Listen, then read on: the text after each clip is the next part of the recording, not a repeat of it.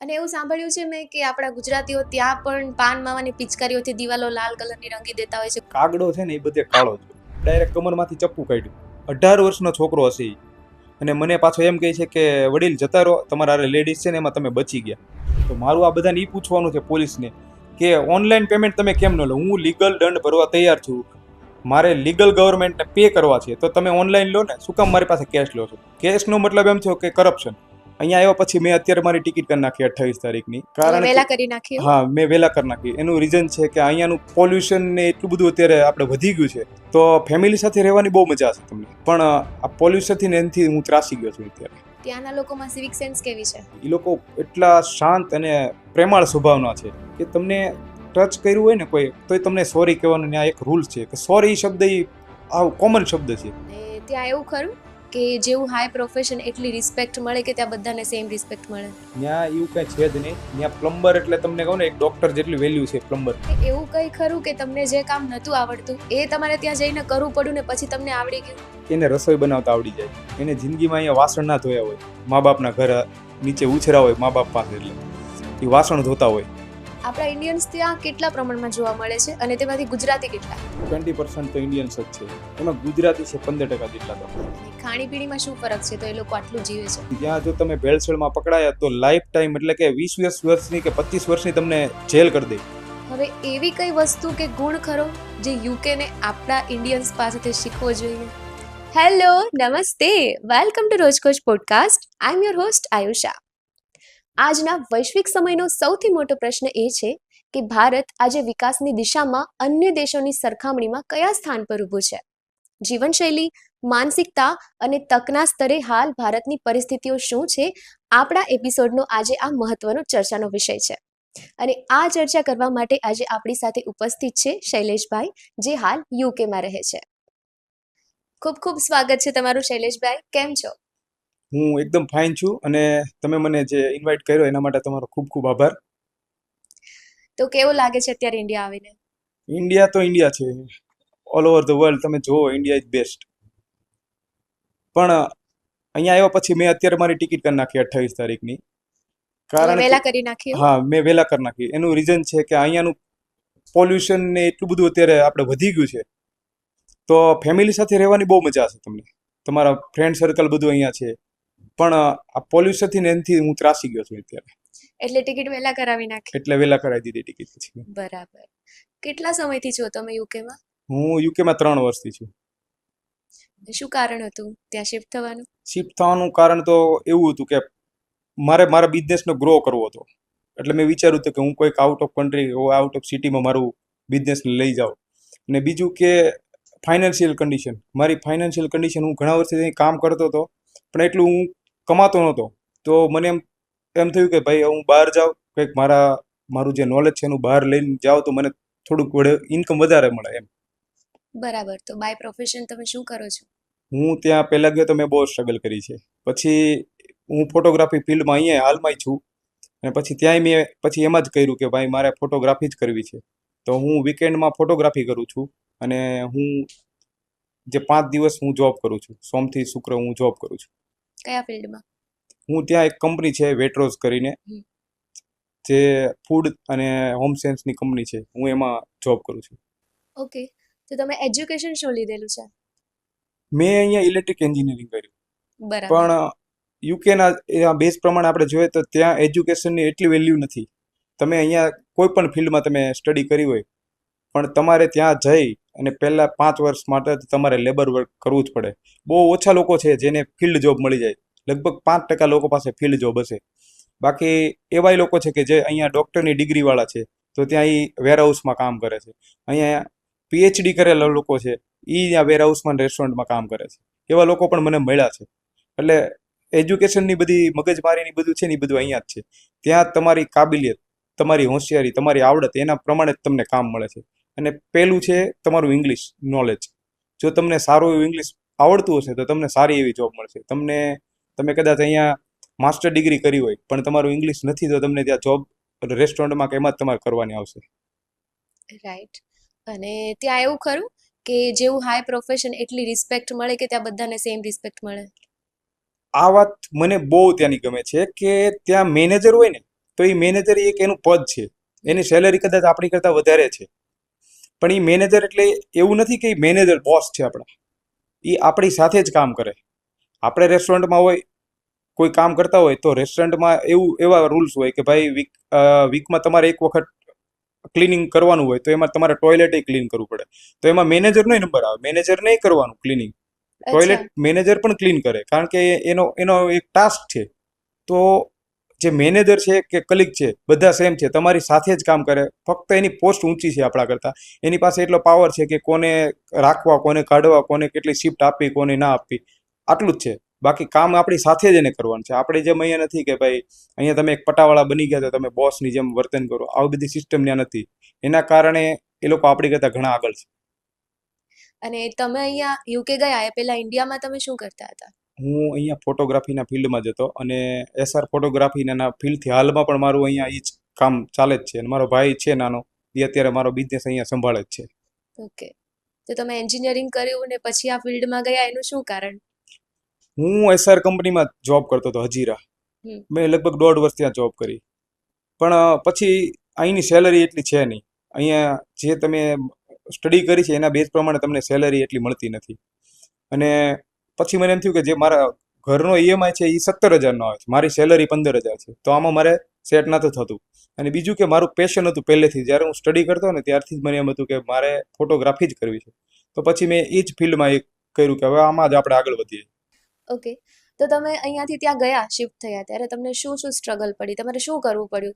જો અહીંયાથી હું ગયો એટલે પહેલાં તો મારી ફાઇનાન્શિયલ કન્ડિશન હતી વીક હતી, મારી પાસે એટલા પૈસા નહોતા. હું ત્યાં ગયો, ત્યાં રહેવાનું શોધવાનું, પછી જોબ શોધવાની, આ બધી સ્ટ્રગલ દરેક વ્યક્તિને પડે. અહીંથી જાય તો કોઈને સીધી જોબે મળતી નથી, અને રહેવાનું એવી કન્ડિશન હતી. એ ટાઈમે તો એવું હતું કે તમને રૂલ્સ એટલા ટાઈટ, ઘરના રૂલ્સ, કે જેમ આપણે અહીંયા કોઈ ઓફિસમાં કામ કરતા ને જે આપણને એટલા રૂલ્સ હોય ને એ રીતના રૂલ્સ, કે આટલા વાગ્યા સુધીમાં તમારે જમવાનું બનાવી લેવાનું, 1 કલાકમાં તમારે એ ક્લિનિંગ કરી નાખવાનું, તમારા વીકમાં એકવાર વારો આવશે, આ બધી સ્ટ્રગલ હતી. કપડાં વીકમાં એકવાર ધોવાના, હીટર અડધો જ કલાક ચાલુ કરે. તો આ કન્ડિશન હતી ને ત્યારે હું ડિપ્રેશનમાં આવી ગયો કે યાર આ ખોટું હું અહીંયા આવી ગયો. તો તમને એવું કઈ ખરું કે તમને જે કામ નહોતું આવડતું એ તમારે ત્યાં જઈને કરવું પડ્યું ને પછી તમને આવડી ગયું? એ તો બેઝિકલી છે, અહીંથી જે પણ કોઈ પણ વ્યક્તિ હોય કન્ટ્રી છોડીને ગયા હોય ને એને તમે પૂછી લેજો, અને આ સત્ય છે કે એને રસોઈ બનાવતા આવડી જાય. એને જિંદગીમાં અહીંયા વાસણ ના ધોયા હોય, મા બાપના ઘર નીચે ઉછરા હોય મા બાપ પાસે, એટલે એ વાસણ ધોતા હોય, ક્લિનિંગ એ કરતા હોય. આપણે અહીં ક્યારેય કર્યું ન હોય, આપણે કોઈ દિવસ છોકરાઓએ બેડશીટે હરખી નહીં કરી હોય, એને બધું જ કરે છે. એટલે સ્ટ્રગલ તો તમારે કરવી પડે, ને તમને ના આવડતું હોય ને એ બધું જ આવડી જાય. એટલે એવું ખરું ને કે ઇન્ડિયામાં પણ બાળકોને, છોકરો હોય કે છોકરી, બંનેને સરખું કામ શીખવાડવું જોઈએ, રસોઈ 100%, બનાવતા પણ. 100%. કારણ કે આ બેઝિક સ્કિલ્સ છે. તમને વિદેશ એ શીખવાડે છે કે દીકરો હોય કે દીકરી હોય, પતિ હોય કે પત્ની હોય, બે સેમ જ છે, બંને જોબ જ કરતા હોય છે, અને બંનેને જોબ જ કરવાની છે, બંને સ્ટ્રગલ જ કરતા હોય છે, પણ કામ પણ બંનેને જ કરવું પડે ને. એકલા હાથે કામ ના થાય. જો એક વ્યક્તિ કોઈ કામ પર રહે, ફોકસ કરે, તો એ પછી જોબ ન કરી શકે. એટલે બંનેને ડિવાઈડ કરવું જ પડે કે આટલું તું કરજે, આટલું હું કરીશ, તો જ અત્યારે સક્સેસ થઈએ આપણે. તો તમને એવું લાગ્યું ખરેખર કે પેલા રસોઈ તમને કદાચ સહેલી લાગતી હોય અને તમે શીખ્યા પછી તમને ખ્યાલ આવ્યો, રિયલાઇઝ થયું કે ના, આ કામ પણ અઘરું છે? રસોઈનું તો એવું છે કે અમારે છે ને પેલું કહેવાય ને વારસાથી, એટલે મારા પપ્પાએ અમને પહેલેથી અમને એ રીતના મોટા કર્યા કે ભાઈ લાઈફમાં તમારે એકલા રહેવાનું થાય ને તમે ક્યારે ભૂખા ન રહો. એટલે અમે પહેલેથી શીખેલા જ હતા બધું. અમુક નહોતું આવડતું તો અમે રેસીપી જોઈને શીખ્યા, અમુક પછી મારી વાઈફ એને શીખવાડી કે ભાઈ આમ ના હોય, આમ આમ કરવાનું હોય. પણ મોસ્ટ ઓફલી ત્યાં જાય ને એટલે લોકોને આવડી જ જાય, કારણ કે એ શીખવું જરૂરી જ છે. અહીંથી જેટલા લોકો પણ જાય છે એને એ શીખવી જરૂરી છે. એટલે રસોઈ તો તમારે ખાસ શીખવી જ પડે. આપણા ઇન્ડિયન્સ ત્યાં કેટલા પ્રમાણમાં જોવા મળે છે અને તેમાંથી ગુજરાતી કેટલા? એમ તો ઇન્ડિયન્સ આપણા લગભગ 20% તો ઇન્ડિયન્સ જ છે. એશિયા આમ માનીએ તો એશિયન છે 30% ઉપર, તો એમાં ઇન્ડિયન્સ વધારે છે આપણા. એમાં ગુજરાતી છે 15% જેટલા. તો એટલે ગુજરાતીઓ બધે જ ગુજરાતમાં કે જે હેરો છે, ફેમિલી છે, જે આખો વિસ્તાર છે એ બધો આ સ્પેશિયલ ગુજરાતીનો જ છે. તો તમને કઈ અલગ નહીં લાગતું હોય ને? મીન્સ કે એવું જ લાગતું હશે ને કે આપણું ઇન્ડિયા જ છે? સેમ. આપણે હેરો ફેમિલીમાં જઈએ તો આપણને એમ લાગે જ નહીં કે આપણે બહારના દેશમાં છે. ફક્ત ખાલી રહેણી કરણી અને રોડ રસ્તાને જેવું છે, ઘર છે બધા ત્યાંના, એ જોઈને આપણને એમ લાગે કે આપણે વિદેશમાં છે. બાકી સેમ ટુ સેમ જ છે. અને એવું સાંભળ્યું છે મેં કે આપણા ગુજરાતીઓ ત્યાં પણ પાન માવાની પિચકારીઓથી દિવાલો લાલ કલરની રંગી દેતા હોય છે. ગુજરાતીઓની નિશાની બધે જ એ લોકો મૂકતા આવ્યા, સાચું છે? કાગડો છે ને એ બધે કાળો જ હોય. આપણા ગુજરાતીઓ છે એ ત્યાં સેમ છે, અહીંયા અહીંયા મળે છે ને એમ ન્યાય મળે જ છે. વિમલ છે, બધા પાન માવા ગુટકા છે, અને લોકો અહીંયા જે ખાતા હતા એ ન્યાય માવો ને એવું ખાય જ છે. અને ન્યાય જે રીતના અહીંયા સેન્સ વગરના લોકો છે એવા એવા લોકો ત્યાં છે, પણ ત્યાં રૂલ્સ એટલા સ્ટ્રિક્ટ છે કે જો પકડાઈ જાય તો 500 કે 1000 પાઉન્ડનો દંડ તમને આપે. એટલે ત્યાં થૂકતા પહેલા વિચારે, પણ ઘણી જગ્યાઓ એવી છે કે ત્યાં કોઈ આપણે આપણા વાળા છે જે ગુજરાતી એરિયાઓ છે ને ત્યાં પોલીસે બહુ હેરાન નથી કરતી, અને ત્યાં સેમ ટુ સેમ અહીંયા કરે એમ દિવાલ એટલે ભરી જ પોલીસ મૂકે છે. આપણાથી હેરાન થઈ ગઈ છે એવું? ત્રાસી ગઈ છે મતલબમાં, એટલે ત્યાં આવતી જ નથી મોસ્ટ ઓફલી. એટલે ત્યાં અહીંની જેમ જ બધી દિવાલોની બગાડ નાખે છે. સ્વભાવ ક્યારેય ના ભૂલી શકાય એવો હોય. હા, એનું રીઝન છે કે આપણે પહેલેથી જ અહીંયા ઈ કલ્ચરમાં આપણે મોટા થયા છે ને, તો ઈ કલ્ચરની બહાર આપણે નીકળવા માંગતા જ નથી. એનું રીઝન આ છે. ઘરેથી જ નથી શીખવવામાં હા, આવતું કે ઠેર ઠેર કચરો ના કરાય. આપણા ગુજરાતીઓના ઘર બહુ ચોખ્ખા હોય, પણ આપણે દિવાલો અને રસ્તાઓ તો ખૂબ બગાડ્યા છે. નહીં, આ જ મેઇન ક્વેશ્ચન છે કે પોતે માવા ખાતા હોય અને ઘરમાં ત્યાં અત્યારે છે ને ક્લિનિંગને લઈને બહુ ઝઘડા થાય છે. આપણા ગુજરાતીઓ મોસ્ટ ઓફલી આ બાબતમાં જ લડાઈ ઝઘડા થાય છે. સારા સારા રિલેશન તમારા હોય, વર્ષોનો સંબંધ, એ આ ક્લિનિંગના લીધે તૂટી જાય છે. એનું રીઝન છે કે પાન માવો ખાઈને તમે બહાર ગમે ત્યાં થૂકો છો, તમારા ઘરની દિવાલો ભરી મૂકો છો, પણ તમારે ઘરમાં ક્લિનિંગ જોઈએ છે. રોડ બરાબર રસ્તા છે. ભલે ગમે તેવા હોય, પણ ઘર તમારું ક્લીન. બસ આ રીઝનથી ઘણા સંબંધ ત્યાં તૂટી જાય છે. ત્યાંના લોકોમાં સિવિક સેન્સ કેવી છે? પ્રોપર યુકેના જે છે એ લોકોમાં? ત્યાંના લોકો છે ને, હું તમને સાચું કહું ને, ત્યાંના લોકો જેવા આપણા અહીંયા લગભગ કોઈ ઇન્ડિયામાં વ્યક્તિ જ નથી. એ લોકો એટલા શાંત અને પ્રેમાળ સ્વભાવના છે કે તમને ટચ કર્યું હોય ને કોઈ, તોય તમને સોરી કહેવાનો ત્યાં એક રૂલ્સ છે કે સોરી શબ્દ એ આ કોમન શબ્દ છે. તમને સોરી કહી દે, તમે કચરો નાખ્યો હોય તો તમને પ્રેમથી કહી દે કે તું આ લઈ લે. અથવા તો ત્યાંના મેં ઘણા એવા જોયા છે લોકો કે જે વીકેન્ડ હોય, સેટરડે સન્ડેની રજા, તો 70 વર્ષ કે 90 યર્સના જે લોકો છે જે નિવૃત્ત થઈ ગયા છે, એ લોકો સ્ટીક લઈને કચરું વીણવા નીકળી જાય છે. એના આજુબાજુના રસ્તાઓ છે ત્યાંથી કચરું વીણે, જેથી કરીને ગવર્મેન્ટને હેલ્પ થાય કે એને ઓછું કામ કરવું પડે, ગવર્મેન્ટના કર્મચારીઓ. આવા લોકો છે. ખૂબ સરસ. આપણે તો અહીંયા 50-60 વર્ષે રિટાયરમેન્ટ લઈ લે છે લોકો જાતે જાતે જ, કે અમે ઘરમાં પણ એક થાળી પણ અમે ઉપાડીને નહીં હા, મૂકીએ. બસ એ લોકો પાસેથી આપણે ઘણું શીખવા જેવું છે કે લોકોને એટલા અવેર છે. લોકો પર્યાવરણને વધારે માન આપે છે. કે હમણાં સમર આવશે એટલે દરેક જે બ્રિટિશરો છે દરેકના ઘરમાં ગાર્ડન જેટલા છે, ગાર્ડન બધા ફૂલથી ખીલેલા છે બધા. એટલું બધું એ લોકો ગાર્ડનિંગ કરશે. અને ત્યાંના રૂલ્સ પણ છે કે જેની ત્યાંના રાણી હતા ને એનો એક એવો રૂલ્સ હતો કે હું રહું કે ના રહું, યુકેમાં ગાર્ડન રહેવા જોઈએ. એટલે દર 1 માઇલ કે 1.5 માઇલે તમને મોટો ગાર્ડન જોવા મળે છે. ત્યાંના લોકો વધારે જીવે એવું ખરું? તમે કીધું કે 70-90 વર્ષ સો સુધીના. ટકા 100%. સૌથી લાંબુ આયુષ્ય એમ ગણો તો જાપાનના લોકોનું છે, હમ. અને પછી આવે છે યુકે. ને યુકેમાં તમને કોઈ બહુ મોટી બોડીવાળા વધારે જાડા લોકો નહીં મળે, કારણ કે લોકો પોતાના સ્વાસ્થ્ય પ્રત્યે એટલા ઓલા છે, અવેર છે. અને બીજું કે પર્યાવરણ પ્રત્યે બહુ છે. પર્યાવરણને એટલું એ લોકો માન આપે છે કે તમે કોઈ જાતની ગંદકી કરી જ ના શકો. એના માટે તો એટલા રૂલ્સ સ્ટ્રિક્ટ કર્યા છે કે તમે કોઈ કાગળ ફેંકો, સિગરેટ પીને તમે ફેંકો તો તમને અનલિમિટેડ દંડ આપી શકે છે એ લોકો. એટલે પર્યાવરણ તમારું ચોખ્ખું રહે. ત્યાં કોઈ પણ પ્રોડક્ટ તમે લો તો એની પર મોટા અક્ષરે રિસાયકલ લખેલું હોય કે આટલા ટકા રિસાયકલ થશે આ વસ્તુ. એટલે જેથી કરીને ખોટી કોઈ ગંદકી ના ફેલાવે અને આ પર્યાવરણને નુકસાન ના થાય. લોકો એમાં પહેલા પ્રાયોરિટી આપે છે. ઓકે. અને ખાણીપીણીમાં શું ફરક છે તો એ લોકો આટલું જીવે છે? ખાણીપીણીમાં છે કે ભેળસેળ છે જ નહીં. ત્યાં દરેક વસ્તુના તમારે લાયસન્સ લેવા પડે. તમારે કોઈ રેસ્ટોરન્ટ કરવું હોય તો તમારા ફૂડના છે, એલર્જીના છે, પછી તમારા હાઇજીનના બધા લાયસન્સ લેવા પડે. એ લાયસન્સ તમને સેટિંગમાં નીકળતા જ નથી. અને કરપ્શન નથી, ત્યાં ભેળસેળ થતી જ નથી. કોઈ પણ આપણે અહીંયા તો મેં ઘણા વિડીયોમાં હું જોઉં છું કે પનીર ને દૂધ ને દહીંમાં ભેળસેળ કરી નાખે, ઘીમાં ને એમાં. એ વસ્તુ ત્યાં નથી. ત્યાં જો તમે ભેળસેળમાં પકડાયા તો લાઈફ ટાઈમ, એટલે કે 20 વર્ષની કે 25 વર્ષની તમને જેલ કરી દે, અને 50-50 હજાર, લાખ પાઉન્ડનો તમને દંડ કરી દે. એટલે પબ્લિક અવેર છે. પબ્લિકે એવું માને છે કે આપણા લીધે સામેવાળા વ્યક્તિને નુકસાન ના થાય, સામેવાળા વ્યક્તિને કોઈ જાનહાનિ ના થાય, એના પ્રત્યે અવેર છે. એટલે એના કારણે લોકો ત્યાં વધારે જીવે છે. પોલ્યુશન નથી ત્યાં. અને આપણે અહીંયા લોકો એવું માને છે કે આઉટ ઓફ કન્ટ્રીઝમાં લોકો સૌથી વધારે મેંદો ત્યાં ખવાય છે. તો આ સાચું છે કે ત્યાં શું ખવાય છે ખોરાકમાં? નહીં, આ વાત સાચી છે. ત્યાં મેંદો જ ખવાય છે. મતલબમાં મેંદો એટલે આપણે જે મેંદો આવે છે એ નથી. ત્યાં ગ્લુટન ફ્રી છે. રોટલી ત્યાં ઘઉં ઘઉં બહુ ઓછા ખાય છે. ઘઉં લગભગ આપણા ગુજરાતીઓ માટે જ છે. એ લોકો આ બધી મેંદાની જે બનાવટો છે પણ પ્યોર છે. એમાં બ્રેડ છે તો બ્રેડ 60 પ્રકારના બ્રેડ મળે અલગ અલગ અલગ અલગ. કે એમાં જે એ લોકો પ્રોટીનને પહેલી પ્રાયોરિટી પ્રોટીનને આપે છે.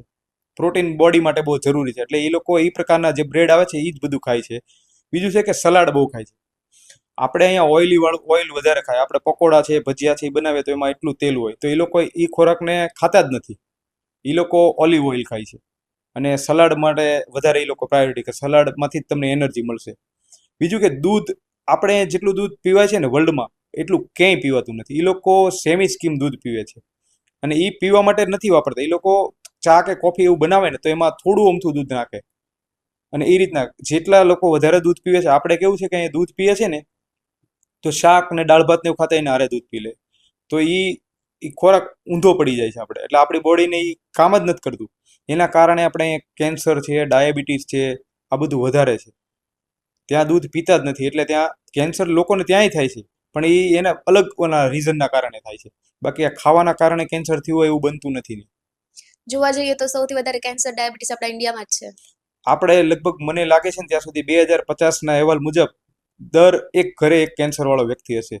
એવું વૈજ્ઞાનિકોનું માનવું છે. કારણ કે પોલ્યુશન છે, ખોરાકમાં એટલી ભેળસેળ છે આપણને. ત્યાં એ બધું છે જ નહીં. એટલે લોકો ત્યાં 100 વર્ષ જીવે તો ખબર નથી પડતી કે આ 100 વર્ષ ના થાય. આપણા જેટલું તીખું ખાઈ શકે? તીખું તો ના જ ખાય. એ લોકો ખોરાક જ નથી તીખું ખાવાનો. એ લોકો ઓઇલી છે, સોલ્ટી છે, સ્પાઇસી છે અને સુગર નથી ખાતા. જે આપણે અહીંયા ચા પીએ છીએ ને એ ચા હું ત્યાં પીઉં છું ને તો મારી સાથે જે લોકો કામ કરે છે એ લોકો એ ચા ન પી શકે. કારણ કે આપણે એકદમ ગળી ચા પીએ. એ લોકો હું થોડી ખાંડ નાખું ને તો એમ આપણી સામું જોવે કે ભાઈ આણે કેટલી ખાંડ નાખી. એટલે એ લોકોનો ખોરાક જ અલગ છે હાવ. આપણે તો અહીંયા નાના બાળકોને જો જ્યારે ખવડાવવાની શરૂઆત કરવામાં આવે ને ત્યારે જ એને ગળ્યું ખવડાવવાથી શરૂઆત કરવામાં આવે. આપણા વેધર પ્રમાણે આપણે બધું કરીએ અને આ કેવું છે કે લાંબા ગાળે તમને આ બધી જે રોગ છે બધા એને આપણે પ્રાધાન્ય આપી દઈએ નાનપણથી જ કે આને આટલું ગળું ખવડાવો અને તીખું ખવડાવો એટલે અમુક ઉંમર જતા હાર્ટ એટેકના વધારે બનાવ અહીંયા જ બને. મેં છેલ્લા 3 વર્ષથી યુકે ગયો ને તો મેં કોઈ દિવસ એવું સાંભળ્યું નથી કે કોઈ વ્યક્તિ આપણા રિલેટિવમાં કે કોઈ મારી આજુબાજુમાં કોઈ હાર્ટ એટેકમાં મર્યું. અહીંયા તો હાલ ઘણી નાની ઉંમરમાં હાર્ટ એટેકના કેસ બને હા, છે. એ આપણો ખોરાક છે ભેળસેળ વાળું, દવા વાળું, આપણે દૂધ પીએ છીએ આ ઇન્જેક્શન વાળું, એના કારણે થાય છે આ બધું. મેન્ટલ હેલ્થને પ્રાધાન્ય આપે ત્યાં? અહીંયા કેવું છે કે ડિપ્રેશન હોય ને તો ઘરમાં કોઈ કહે તો ભાઈ કેવું કે મજાકમાં કાઢી નાખે કે એવું બધું કંઈ ના હોય. ત્યાં કેવું છે કે મેન્ટલ હેલ્થને કેટલું પ્રાધાન્ય આપે છે? મેન્ટલ હેલ્થ એ એક ત્યાંનો એક પાર્ટ જ છે કે કોઈ મેન્ટલ હેલ્થનો દર્દી છે ને તો એને પહેલું પ્રાધાન્ય આપવામાં આવે. તમે કોઈ કંપનીમાં જોબ કરતા હોય, તમે એમ કહો કે મને આજે ડિપ્રેશન છે કે મારું આજે માઇન્ડ કામ નથી કર્યું તો તમને ઘરે મોકલી દે છે કે તું ઘરે જા, રેસ્ટ કર. તમને તાવ આવ્યો હોય તો તમને એટલી બધી આપણે જે અહીંના મેડિકલ સિસ્ટમ છે ને એમાં કેવું કે તમને તાવ આવ્યો હોય તો તમને તાવની હારે માથાની, શરદીની, ઉધરસની, પેટમાં દુખાવાની, ઉલટીની આ બધી દવા એક હારે આપી દે. ત્યાં તમને પેરાસિટામોલ સિવાય કંઈ આપવામાં જ નથી આવતું. તમે રેસ્ટ કરો, તમને આરામ કરો એટલે તમને સારું થઈ જશે. કારણ કે થાકના કારણે તમને આવ્યો, બીજો કોઈ ઇસ્યુ છે જ નહીં. ઇમ્યુન સિસ્ટમ જાતે વર્ક હા. કરશે. અને બીજું કે ત્યાં છે ને હાઇડ્રેટ છે લોકો પ્રોટીન અને ડ્રિંક્સને વધારે પ્રાધાન્ય આપે કે પાણી પીવો વધારે. આપણે અહીં પાણી જ નથી પીતા લોકો, એટલે એના કારણે આપણે અહીંયા અમુક રોગ તો એના કારણે જ થઈ જાય છે આપણને. એક્ઝેક્ટલી. આપણે અહીંયા સ્ત્રીઓ માટે છે ને બહુ સેફટી નથી, બહુ એટલે જરા પણ નથી. અહીંયા કોઈ ટૂંકા વસ્ત્રોમાં કેમ નીકળ્યું હોય તો આપણે બધા બહુ ઘૂરી ઘૂરીને જોઈએ. ત્યાં કેવું છે? ત્યાં કોઈ નીકળ્યું હોય તો ત્યાંના જે નાગરિકો છે એ કોઈ અન્ય સ્ત્રીઓને એ રીતે જોવે? ત્યાંની વાત એકદમ જ અલગ છે ઇન્ડિયાથી. આપણે આપણું કલ્ચર એવું છે કે આપણે છે ને પેલા એમાં વધારે માનીએ છીએ કે ભાઈ સમાજ છે, સમાજ શું કહે છે સમાજ. ત્યાં સમાજ જેવું કંઈ છે જ નહીં. પોતપોતાની લાઈફ પોતપોતે પર્સનલ જીવે છે. કોઈ એવું નથી કે ભાઈ આમાં આપણા મામાના છોકરાને ખોટું લાગશે કે માસીને ખોટું લાગશે તે આવા કપડાં પહેરે. ત્યાં કપડાને કોઈ ઓલું પ્રાધાન્ય નથી. તમે તમારી લાઈફમાં તમે ખુશ છો, તમારા કપડાં, તમારી બોડી છે, તમારે દેખાવાનું છે, તમે ગમે એવા કપડાં પહેરો અને લોકો તમારી સામું કોઈ જોશે નહીં. ત્યાં એવું રૂલ્સ જ નથી. કોઈની ઓલી પડી જ નથી કે ભાઈ આણે આવા કપડાં પહેર્યા, કોઈ તમને નોટિસ નહીં કરે. બધા પોતપોતાની લાઈફમાં મસ્ત જીવે છે. એટલે ત્યાં છે ને રેપના બનાવ બહુ ઓછા બને છે. પછી આ કિડનેપિંગના આવા બનાવ બહુ ઓછા બને છે કે કોઈ આવા ભાગી જવાના કેવા જે આપણે બનાવ, એ બધું કાંઈ સિસ્ટમ ત્યાં છે જ નહીં. બધા પર્સનલ લાઈફ પોતાની છે પોતે જીવે છે. મા બાપે એને 15 વર્ષનો થાય એટલે આઝાદ કરી દે છે કે જા તું તારી લાઈફ જીવ, અમે અમારી લાઈફમાં ખુશ, તું તારી લાઈફમાં ખુશ. પણ આપણા ઇન્ડિયન્સ તો જોતા હશે ને ત્યાંની સ્ત્રીઓને. એ તો ઇન્ડિયન્સ તો આપણે દરેક આપણો એ કેવું છે કે આપણે પહેલેથી કલ્ચરમાં જ મોટા થયા છે. એટલે આપણે એક નવા અહીંથી આપણે યુકે ગયા છે કે કેનેડા ગયા, જર્મની ગયા કે અમેરિકા ગયા, એટલે આપણે એક પહેલા તો આપણને નવાઈ લાગે કે આવું આપણે આવી રીતે ક્યારે જોઈ નથી. જ્યાં ત્યાંના ગોરા લોકો છે એને આપણે જોયા નથી. એટલે આપણા લોકો જાય એટલે આપણે નવાઈ હોય તો આપણે જોઈ લઈએ. પણ ત્યાં અમુક ટાઈમ જાય, અત્યારે અમે છીએ 2-3 વર્ષ થઈ ગયા, હવે અમને એવી કોઈ ઓલું નવાઈ ના લાગે. એ એની લાઈફમાં હોય, આપણે આપણી લાઈફમાં ખુશ રહો, આપણે આપણી રીતે રહેવાનું છે, એ એની રીતે રહી છે. તો એવો કોઈ બનાવ ખરો આપણા ઇન્ડિયન કોઈએ ત્યાંની કોઈ સ્ત્રીને છેડતી કરી હોય કે હેરાન કર્યા હોય? ના, એવો તો કોઈ બનાવ મારી નજરમાં આવ્યો નથી, કારણ કે ત્યાંના રૂલ્સ એટલા સ્ટ્રિક્ટ છે.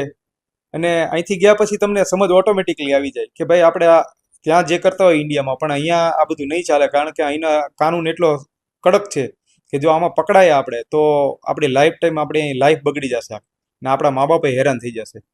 એટલે છેડતીના બનાવ તો નથી બનતા ત્યાં, કારણ કે ત્યાં પબ્લિક છે ને એ એકદમ ફ્રેન્કલી છે તમારી સાથે. ત્યાંના લોકો એટલા તમારી સાથે ફ્રેન્કલી રહે તો તમને એમ લાગે કે ભાઈ મારી સાથે આ આટલી વાત કરે તો એટ્રેક્શન આવે આપણને. પણ એવું કંઈ હોતું નથી, બધા પોતપોતાની લાઈફમાં મસ્ત જીવે છે, એટલે કોઈ છેડતીના ને એવા બનાવ બનતા નથી. જ્ઞાતિ જાતિનું ખરું? અહીંયા કેવું કે થોડી ઘણી પણ જ્ઞાતિ અલગ પડે તો બાળકોને સંમતિથી લગ્ન ના કરવા દે. હમણાંના જ ઘણા એવા કિસ્સાઓ છે. એવું જ્ઞાતિના અને આ જાતિના ની કારણે જ આપણે પાછળ રહી ગયા છીએ. એવું ત્યાં કાંઈ છે જ નહીં, કોઈ જ્ઞાતિ બાતિ કાંઈ એવું કાંઈ છે નહીં. એટલે જ એ લોકો બધા પોતપોતાની લાઈફ બહુ સારી રીતે જીવે છે. અને આ જ્ઞાતિ જાતિના ઝઘડાઓના નાના કારણે આપણે અત્યારે સમાજમાં તમે જુઓ કેટલા બનાવો બને છે, ખૂન ખરાબા થઈ જાય છે, મારામારી થઈ જાય, બધું એ બધું ત્યાં નથી, કારણ કે ત્યાં જાતિ બાતિ કઈ લેવા દેવા જ નથી. તમારી પાસે ત્યાં પૈસાને પ્રાધાન્ય છે. તમારી પાસે પૈસા છે, તમારી પાસે પોતાનું ઘર છે, તમારી પાસે સારી ગાડી છે, તમારી પાસે સારી જોબ છે, તો તમે આગળ છો. મોસ્ટલી એવું જોવા મળે કે ઇન્ડિયામાં કોઈ ફોરેનર આવ્યું હોય તો 4-5 જણા એને ટોળું વળીને ઊભા રહી જાય કે ફોટોગ્રાફી માટે પૂછે. તો યુકેમાં એવું બને ખરું કે ઇન્ડિયન્સ કે આઉટ ઓફ કન્ટ્રીનું કોઈ પણ માણસ ત્યાં ગયું હોય તો યુકેના જે નાગરિકો છે એમની સાથે એવું વર્તન કરે? હવે એમાં એવું છે કે આપણા અહીંના લોકો છે ને એનામાં થોડુંક જ્ઞાન ઓછું છે, સિવિક સેન્સ નથી. કે કોઈક નવું કોઈક આપણે ત્યાં મહેમાન તરીકે આવ્યું છે તો આપણે એને પેલું પ્રાધાન્ય આપીએ. અને ત્યાં લોકોને કેવું છે કે પહેલી વાત તો લોકો પાસે એવો ટાઈમ જ નથી કોઈ પાસે. લોકો જોબથી ઘર ને ઘરથી તો ભાગદોડ વાળી લાઈફ છે ત્યાં. તો ત્યાં અહીંયા કોઈ આપણો અહીંનો કોઈ વ્યક્તિ ગયા હોય ત્યાં, કોઈ સેલિબ્રિટી કે, તો એને કોઈ એ નથી કરતા કોઈ કે ભાઈ અમારી સાથે ફોટો. લગભગ તો એને ઓળખતા નથી ત્યાંના લોકો, ઘણા આપણા સેલિબ્રિટીઓને. તો એ પોતપોતાની લાઈફમાં પોતપોતે પોતાના કામથી જ ધ્યાન રાખે છે. અને એટલા સિવિક સેન્સ વાળું છે કે ત્યાં તમે કોઈની સાથે એની પરવાનગી વગર તમે ફોટોય ના પાડી શકો, કોઈ પણ સેલિબ્રિટી હોય કે કોઈ પણ વ્યક્તિ હોય. એના કારણે અહીંથી જે આપણા કોઈ સેલિબ્રિટી જાય કે વર્લ્ડમાંથી કોઈ પણ જાય તો એ ત્યાં આઝાદી અનુભવે કે ભાઈ મને આટલું બધું ફોર્સ નહીં કરો કે હું બહાર નીકળું તો મારી સાથે ફોટા પડાવવા લોકો આવી જાય, તો એવું બધું ત્યાં છે જ નહીં. એટલે કોઈ નવાઈનો વિષય નહીં ત્યાં. હા, કોઈ નવાઈ જ નહીં કોઈને. ત્યાં મેન છે કે ત્યાંનું જે રોયલ ફેમિલી છે એ જ્યારે નીકળવાનું હોય કે એ જ્યારે હોય ત્યારે લોકોને એમ હોય કે અમે ફોટો પાડીએ, અમે સારા તૈયાર થઈએ, અમે આમ કરીએ કે જેથી કરીને અમે રોયલ ફેમિલીની નજરમાં આવીએ. અને બીજા તો સેલિબ્રિટીઓ બધા ત્યાંના જ છે, મોટા મોટા સ્ટાર છે બધા, પણ એ બધા પોતાની નોર્મલ લાઈફ જ જીવે છે. તમારા બાજુમાં રહેતા હોય તો તમને ના ખબર હોય કે આ આટલા મોટા સ્ટાર છે કે. એટલે અહીંયાની જેમ નહીં કે ટોળું વળી જવું કે હેરાન કરવું કે એવું કંઈ. ના, આપણે તો અહીંયા અત્યારે તો લાસ્ટ હું 2 વર્ષથી એવું જ છું કે એક નાના ઇન્ફ્લુએન્સર હોય કે જેના 10,000 ખાલી ફોલોવર હોય, તો એ કોઈ રેસ્ટોરન્ટમાં કે નહીં કોઈ ઓપનિંગમાં જાય તો એને સિક્યુરિટી આપે ના આપે એવી સિસ્ટમ ત્યાં છે જ નહીં. કોઈ જાતની સિક્યુરિટી કોઈને આપવામાં આવતી નથી. અને કોઈ જાતનું આવું કાંઈ છે જ નહીં. બધા પોતપોતાની રીતે રહે છે. એટલે કોઈને એવું લાગતું જ નથી કે ભાઈ હું એક સેલિબ્રિટી છું કે હું આમ છું કે હું આમ છું, એવું કાંઈ છે જ નહીં. સોશિયલ મીડિયા કેટલું યુઝ કરે છે ત્યાંના લોકો? ત્યાં લોકો સોશિયલ મીડિયા આપણે જેટલું જ યુઝ કરે, પણ મોસ્ટ ઓફલી છે ને ત્યાં સ્નેપચેટ ને એવું વધારે ચાલે. સ્નેપચેટ છે, ઇન્સ્ટાગ્રામ બહુ ઓછું ચાલે. અને તમને લગભગ કોઈ વોટ્સઅપ નંબર તમને કોઈ આપતું નથી ત્યાં. મોસ્ટ ઓફલી તમને ઈમેલ જ એડ્રેસ તમને પ્રોવાઈડ કરે. તમે કોઈકને એમ કહો કે ભાઈ મારી પાસે તારા ફોટા છે તો હું તને મોકલું, તો એ તમને મેલ આઈડી આપશે, તમને નંબર નહીં આપે. એ સિસ્ટમ આપણે ઇન્ડિયા પૂરતી જ છે. Full on safety. હા. ઓકે, ત્યાંના ટ્રાફિક રૂલ્સ કેવા છે? ટ્રાફિક રૂલ્સની વાત કરું ને તો આપણું ઇન્ડિયા બહુ પાછળ છે ટ્રાફિક્સની અંદર. હું હમણાં અહીંયા આવ્યા પછી મેં ઘણા એવા અનુભવો કર્યા કે અહીંથી આપણું મન ઉડી જાય કે ભાઈ બરાબર હતો, હું ત્યાં બરાબર છું. પહેલી વાત તો ત્યાં એક્સિડન્ટ બહુ નોર્મલ ઓછા થાય છે, કારણ કે ત્યાં સ્પીડ લિમિટ છે. આપણે અહીંયા 70-80ની સ્પીડે, મેં હમણાં ન્યૂઝ જોયા હતા કે ભાઈ 100ની સ્પીડે બાઇક ચલાવે અને પછી એક્સિડન્ટ થયું જાતે જ, અને એનું ડોકુય કપાઈ ગયું. આવા બનાવ ત્યાં બનતા નથી, કારણ કે ત્યાં સ્પીડ લિમિટ છે. તમે 20 ને 30ની સ્પીડે તમે ગાડી ચલાવો તો એ એક્સિડન્ટમાં તમને કોઈ લાંબી જાનહાનિ થતી નથી. સ્પીડ લિમિટ છે. તમે ઓવર સ્પીડે ગાડી ચલાવો તો સીધો તમને 100 પાઉન્ડનો તમને દંડ આવી જાય છે. તો હવે આખા દિવસની કમાણી તમારી 100 પાઉન્ડ ન હોય અને તમને સીધો 100 પાઉન્ડનો ફટકો પડી જાય, એટલે લોકો પોતે જાતે જ જાગૃત છે. અને બીજું કે ત્યાં પહેલી પ્રાયોરિટી તમને પેડિસ્ટ્રિયનને આપવામાં આવે છે, કે જે રોડ ક્રોસ કરે છે લોકો, એની પહેલી પ્રાયોરિટી છે.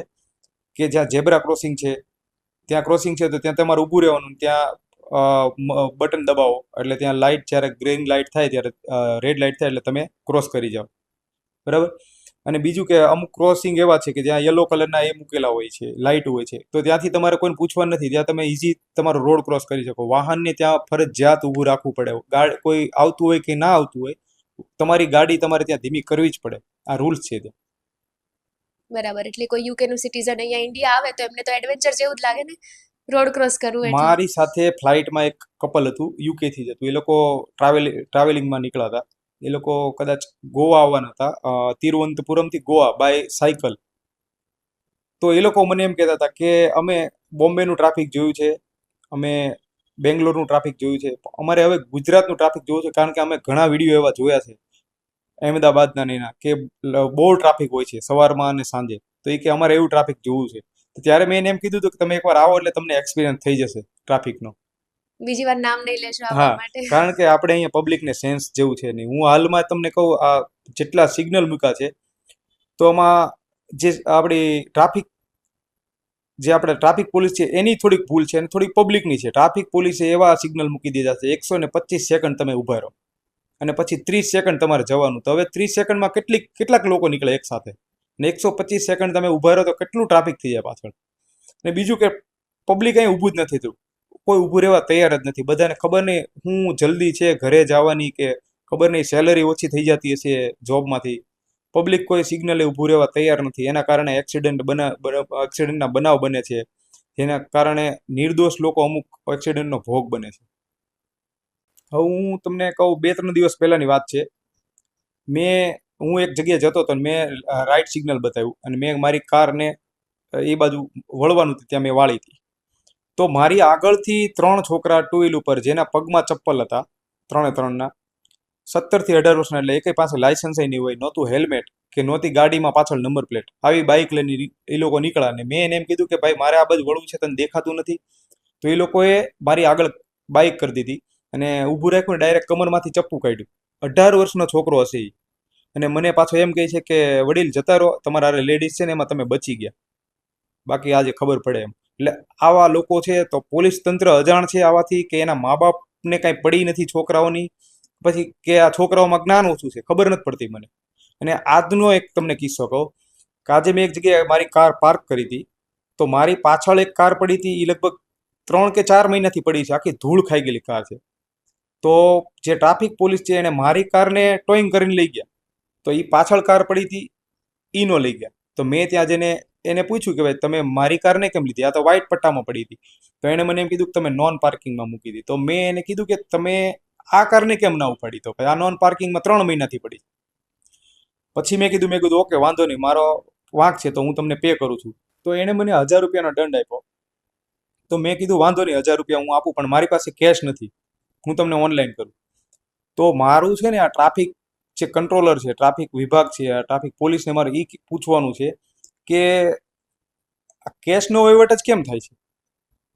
મેં એમ કીધું કે હું ઓનલાઈન પે કરું, તો એમ કહે છે કે અમારી પાસે સરકારે અમને ઓથોરિટી નથી આપી ઓનલાઈન પેમેન્ટ લેવાની. તો મારું આ બધાને એ પૂછવાનું છે પોલીસને કે ઓનલાઈન પેમેન્ટ તમે કેમ ન લો? હું લીગલ દંડ ભરવા તૈયાર છું, મારે લીગલ ગવર્મેન્ટને પે કરવા છે, તો તમે ઓનલાઈન લો ને, શું કામ મારી પાસે કેશ લો છો? કેશનો મતલબ એમ થયો કે કરપ્શન.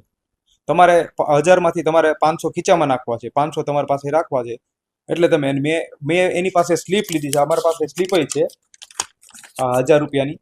મેં એટલા માટે લીધી કે હું આ ચેક કરવા માંગુ છું કે આ સ્લીપ ઓરિજિનલ છે કે ડુપ્લિકેટ છે. 1000 રૂપિયા મેં દંડ ભર્યો, તો મારી પાસે કેશ ન લીધા તો ન લીધા એને. હવે આમાં મારે એક એક્ઝામ્પલ એ આપવાનું હતું કે કોઈ વ્યક્તિ હોય કે એના ઘરે મેડિકલ સિચ્યુએશન ઇમરજન્સી આવી ગઈ હોય ને એ દવા લેવા મેડિકલે ગયા છે, એ એટલો ડિપ્રેશનમાં છે કારણ કે એના ઘરે કોઈ પેશન્ટ જીવન મરણ વચ્ચે ઝોલા ખાય છે, તો એ ડિપ્રેશનમાં એ મેડિકલેથી દવા લેતા હોય અને એમાં એનું ધ્યાન ન રહ્યું રોડ પર, અને રોડ પરથી ટોઈંગ કરીને એની ગાડી લઈ ગયા. તો હવે એ દવા લઈ અને પછી જોવે છે કે એની ગાડી નથી, તો એ ત્યાં જે જગ્યાએ ગાડીઓ આ બધી પડી છે ત્યાં જાય છે. તો ત્યાં એને એમ કહેવામાં આવે કે ભાઈ અમે કેશ નહીં લેવી, અમે ઓનલાઈન નહીં લેવી, અમે કેશ જ પેમેન્ટ લઈશું. એની પાસે કેશ હતા એ એને મેડિકલમાં આપી દીધા. તો એ રિક્વેસ્ટ કરે છે, તો એ છતાં પણ આ પોલીસવાળા એમ કહે છે કે અમે કેશ જ લેશું, ઓનલાઈન નહીં લેવી. તો આ સિચ્યુએશનમાં એ વ્યક્તિને શું કરવાનું? કે ઘરે કેશ લેવા જવાનું, કોઈ જગ્યાએ કેશ ગોતવા જવાના પૈસા, કે પછી દવા ઘરે આપવાની, કે આ સિચ્યુએશનમાં શું કરવાનું? તો આ એક આપણા તંત્રએ આ સુધારવાની જેવી એક વાત છે કે યા તો પછી તમે કેશ જ બંધ કરી દો, કેશ કોઈ જગ્યાએ નહીં, એટલે કરપ્શન જ ના થાય. પણ કેવું છે કે કરપ્શન જ એટલું છે ટ્રાફિક વિભાગમાં, એના કારણે પબ્લિક એટલી હેરાન થાય છે અને પબ્લિક અવેર નથી, એના કારણે એ લોકોના ઘર ચાલે છે. આપણે અહીંયા કરપ્શન છે એનું કારણ જ મેઇન એ છે કે રાજનીતિ જ આખી કરપ્શનથી ભરેલી છે. નેતાઓ છે એમની પાસે એજ્યુકેશન નથી, માણસાઈ નથી, કોઈ પ્રકારની દયા નથી, તો પછી ક્યાંથી થવાનું? મેઇન વાત જ આ છે કે એજ્યુકેશન નથી, પણ એજ્યુકેશન વાળા ઘણાય છે તો એ કરપ્શન છે. કરપ્ટ તો બધા જ છે, કારણ કે આપણા લોહીમાં જ પહેલેથી કરપ્શન આવી ગયું છે દરેક વ્યક્તિને. આપણે કરપ્શન કોણ કરે છે? પબ્લિક કરે છે. તમે ગેસનો બાટલો લ્યો, પોલીસવાળા તમને પકડે બાઇક ઉપર જતા હોય ને, તો તમે 500 આપીને છૂટવા માંગો કે સાહેબ લઈ લો 500, જવા દો મને. પણ તમે લીગલી 1000 રૂપિયા દંડ ભરો તો આ કરપ્શન અટકી જવાનું છે. ત્યાં યુકેમાં એવું છે કે પોલીસને તમે પૈસા જ ના આપી શકો, કારણ કે દરેક પોલીસને અહીંયા કેમેરો લાગેલો હોય, એ ઓનલાઈન કમ્પ્લેટ કેમેરો ચાલુ જ હોય. મેં આજે જોયું કે જ્યારે મેં પેમેન્ટ 1000 રૂપિયા આપ્યા તો એ કેમેરો બંધ કરી દીધો સાહેબે, અને 1000 રૂપિયાની મને સ્લીપ આપી દીધી. તો આ સેટિંગ ત્યાં નથી થતું. ત્યાં તમારી પાસે કેશ લેવામાં જ નથી આવતું, તમને સ્લીપ જ આપવામાં આવે છે જ્યારે તમે. અને એ દંડ કેવો છે કે તમે કોઈ બીડી પીને, સિગરેટ પીને કે થૂકા છો, તમે સિગરેટનું ઠૂઠું નાખ્યું છે કે બિયરનું કે દારૂનું કોઈ ટીન નાખ્યું છે, અને તમને જોવે તો તમને એ સ્લીપ આપે છે. બાકી તમારે જે ટ્રાફિકના રૂલ્સ છે એમાં તો કોઈ પોલીસને પકડવાની જરૂર નથી, કારણ કે એ તો ડાયરેક્ટ સિસ્ટમ જ છે, કેમેરા જ દરેકને આવે જ છે. હું ખુદ ભરું છું, કેટલી વાર હું ભૂલ કરી જાઉં રસ્તામાં તો મારે આપવી પડે છે, અને એ 14 દિવસમાં તમારે ભરવા જ પડે. ના ભરો તો 21 દિવસમાં તમારે ડબલ ભરવાના, પછી ના ભરો તો તમારે કોર્ટમાં જવાનું. આટલા સ્ટ્રિક્ટ રૂલ છે, એટલે પૈસા તો તમારે ભરવા જ પડે. અને અહીંયા એવું છે કે અહીંયા ગાડીના રજીસ્ટ્રેશન જ નથી કોઈ ગાડીના. મારી ગાડી છે તો મારી ગાડીનો ઇન્સ્યોરન્સ નથી, રજીસ્ટ્રેશન બીજાના નામે છે, તો એ રીતના ત્યાં નથી ચાલતું. ત્યાં તમારી ગાડી છે તો તમે જ ચલાવી શકો. મારે ચલાવી હોય ને તો મારો ઇન્સ્યોરન્સ એ ગાડીનો બીજો કરાવવો પડે. અચ્છા, એટલે એક જ પરિવારના અલગ અલગ સભ્યોને પણ એવું જ હોય? હા, એક કાર હોય તો તમે 2 જણા ઉપર એ કરી શકો, 2 જણા ચલાવી શકો, પણ ઇન્સ્યોરન્સ બંને પાસે હોવા જોઈએ. પછી તમારો ફ્રેન્ડ ગાડી માંગે તો તમે ના આપી શકો એને, કારણ કે એની પાસે ઇન્સ્યોરન્સ તમારી ગાડીનો નથી. પછી છે કે તમે 2 વ્હીલ ઉપર તમે એક જ જણ ચલાવી શકો. તમારે પાછળ કોઈને બેસાડવા હોય તો બંને પાસે ફૂલ લાયસન્સ જોઈએ, બંને પાસે હેલ્મેટ ફરજિયાત છે, પગમાં શૂઝ ફરજિયાત છે. તમે શૂઝ વગરના ગાડી ચલાવો અને પકડાવો તો તમને 500 પાઉન્ડનો દંડ છે ત્યાં. ઓહો, બહુ સારું. એટલે એક્સિડન્ટ એ ઓછા થાય છે. ટ્રાફિક વર્લ્ડમાં અત્યારે લંડન ટોપ લેવલે છે ટ્રાફિકમાં. ટ્રાફિક ત્યાં થાય છે, પણ ત્યાં એઝ પર રૂલ્સ લોકો સિસ્ટમથી ચાલે છે. એવું નથી કે તમને જગ્યા મળી તમારી બાઇક કે તમારી ગાડી છે તમે વચ્ચેથી નાખીને ઓલી બાજુ કાઢી લો. એ ત્યાં લો જ નથી. તમારે તમારી લેનમાં જ ચાલવાનું છે. તમારે જ્યાંથી વળવાનું છે ત્યાંથી જ વળવાનું છે. આપણે અહીંયા એક્સિડન્ટ થાય છે. હમણાં થોડા દિવસ પહેલા થયું, એક કતારગામમાં કોઈ છોકરો રોંગ સાઈડમાંથી આવતો તેને બચાવવામાં એ બસ નીચે આવી ગયો. આવા બનાવ ત્યાં ન બને ક્યારેય. અને ત્યાં કદાચ ઇન કેસ એક્સિડન્ટ થયું હોય તો લોકો ટોળું વળીને ઊભા રહી જાય કે કઈ રીતની સિચ્યુએશન હોય? મદદ માટે આવે ખરા? મદદ માટે આવે, પણ મદદ માટે આવવામાં એવું છે કે એ તમને બીજું કાંઈ ના કરે. તમે થોડું નોર્મલ પડી ગયા છો, તમને વાગ્યું છે તો તમને ઊભા કરે. તમારી બાઇક કે પડી ગયો તો ઊભા કરી દે તમને, પણ એ લોકો પોલીસમાં ફોન કરી દે. અને ત્યાં બહુ ઇઝી છે કે પોલીસ અને એમ્બ્યુલન્સની આવી જાય. આવું એક્સિડન્ટ ને એવું થયું એટલે થોડી વારમાં આવી જાય છે. જેમ કે આપણે અહીંયા એમ્બ્યુલન્સ તો આવી જાય પણ પોલીસ નથી આવતી. ત્યાં જલ્દીથી આવી જાય અને તમને હેલ્પ કરે, બધા જ હેલ્પ કરે છે ત્યાં. કરપ્શન કરવામાં તો બંને સાઈડથી ફાળો હોય કે પબ્લિકનો પણ અને કાનૂનનો પણ. નથી કાનૂન અહીંયા કડક, નથી પબ્લિક સમજતી, અને ત્યાં બંને સાઈડથી સારું છે ને કે કાયદા કાનૂન પણ છે તો પબ્લિકને ડર પણ છે. પબ્લિક એજ્યુકેટેડ છે ત્યાં. હમ પબ્લિક જાણે છે કે અમે જે પૈસા આપીએ છીએ અમારી ભૂલના કારણે આપીએ છીએ, પણ અમારા જે પૈસા છે એ ગવર્મેન્ટમાં જવાના છે. એટલે લોકો ત્યાં દંડ ભરી દે છે અને ત્યાં આપે છે. અને ત્યાંની પોલીસ છે એ પણ એવી છે કે ભાઈ તમે જે ભૂલ કરી છે એના પૈસા તમારે આપવાના છે. ગવર્મેન્ટ અમને ઘણું આપે જ છે, અમારી સેલરી અમને આપે જ છે, તો અમારાથી આ પૈસા ના લેવાય, અમે આ પૈસા લેશું અને તમારે ઓનલાઈન જ પે કરવાના છે, જેથી કરીને ગવર્મેન્ટ ગ્રો કરે, એના કારણે એની ઇકોનોમી ઊંચી આવે. ને આપણે ત્યાં કેવું છે કે પટાવાળા હોય એ જ કરોડપતિ હોય, તો બીજા પબ્લિકને તો એ જ રહેવાનું છે. એક્ઝેક્ટલી. આપણે અહીંયા કેવું છે કે ધનવાદાના નામે કે પછી કોઈ પણ ગરીબને આપવાના નામે ઘણી સંસ્થાઓ કે મંદિરોમાં પૈસો લેવાઈ જતો હોય, પછી ઘણીવાર અમુક જગ્યા પર ખરાબ જગ્યાએ યુઝ થતો હોય. કરપ્શન તો બધે જ થાય છે અહીંયા. તો ત્યાં એવી કઈ સંસ્થાઓ કે એ રીતની સિસ્ટમ ખરી? ત્યાં પણ એવું છે, કારણ કે ત્યાંના લોકો જે છે એ લોકો તો કેવું છે કે ચર્ચમાં ને એમાં જ છે, તો એમાં તો મેં કોઈ જગ્યાએ એવું સાંભળ્યું નથી અને એવું મને કોઈ એક્સપિરિયન્સ નથી. પણ ત્યાં આપણા મંદિરો છે, આપણે મસ્જિદો છે બધી, એ બધું છે. પણ ત્યાં કેવું છે કે ઓનલાઈન પેમેન્ટ છે બધું. તમે ઓફલાઈન બહુ ઓછું લોકો આપે છે, કારણ કે પૈસો લોકો પાસે કેશ બહુ ઓછી હોય, બધા ઓનલાઈન જ કરે છે. પણ મેં એવું ક્યારે નથી સાંભળ્યું કે ભાઈ આ મંદિરમાંથી કે આ મસ્જિદના પૈસા આ રીતના બધા વપરાઈ ગયા હોય. કે ત્યાં આપણા મંદિરો છે એ બહુ હેલ્પફુલ છે. સ્વામિનારાયણ સંપ્રદાયની બધાના મંદિરો છે, આપણા રાધા કૃષ્ણના છે એ બધા. તો તમે જ્યારે આપણે કોઈ ગુજરાતી કે કોઈક ઇન્ડિયન અટવાયો હોય તો ત્યાં તમે જાઓ તો તમને 100% મદદ ત્યાં મળે જ છે. સારી બાબત કહેવાય આ. હા, કારણ કે અહીંયા ઘણું બધું એવું થાય છે. આપણે અહીંયા તો એક આ સ્પેશિયલ ધંધો છે બ્લેક ને વ્હાઈટ કરવાનો. આ એક કરપ્શન જ છે. આ બધા મોટા મોટા ટ્રસ્ટ બનાવી નાખ્યા છે. ટ્રસ્ટના નામે તમે દાન ઉઘરાવો છો, ટ્રસ્ટના નામે તમને બધા લોકો પોતાના દિલથી દાન આપે, તો એ દાનનો ઉપયોગ 100% તો થતો જ નથી.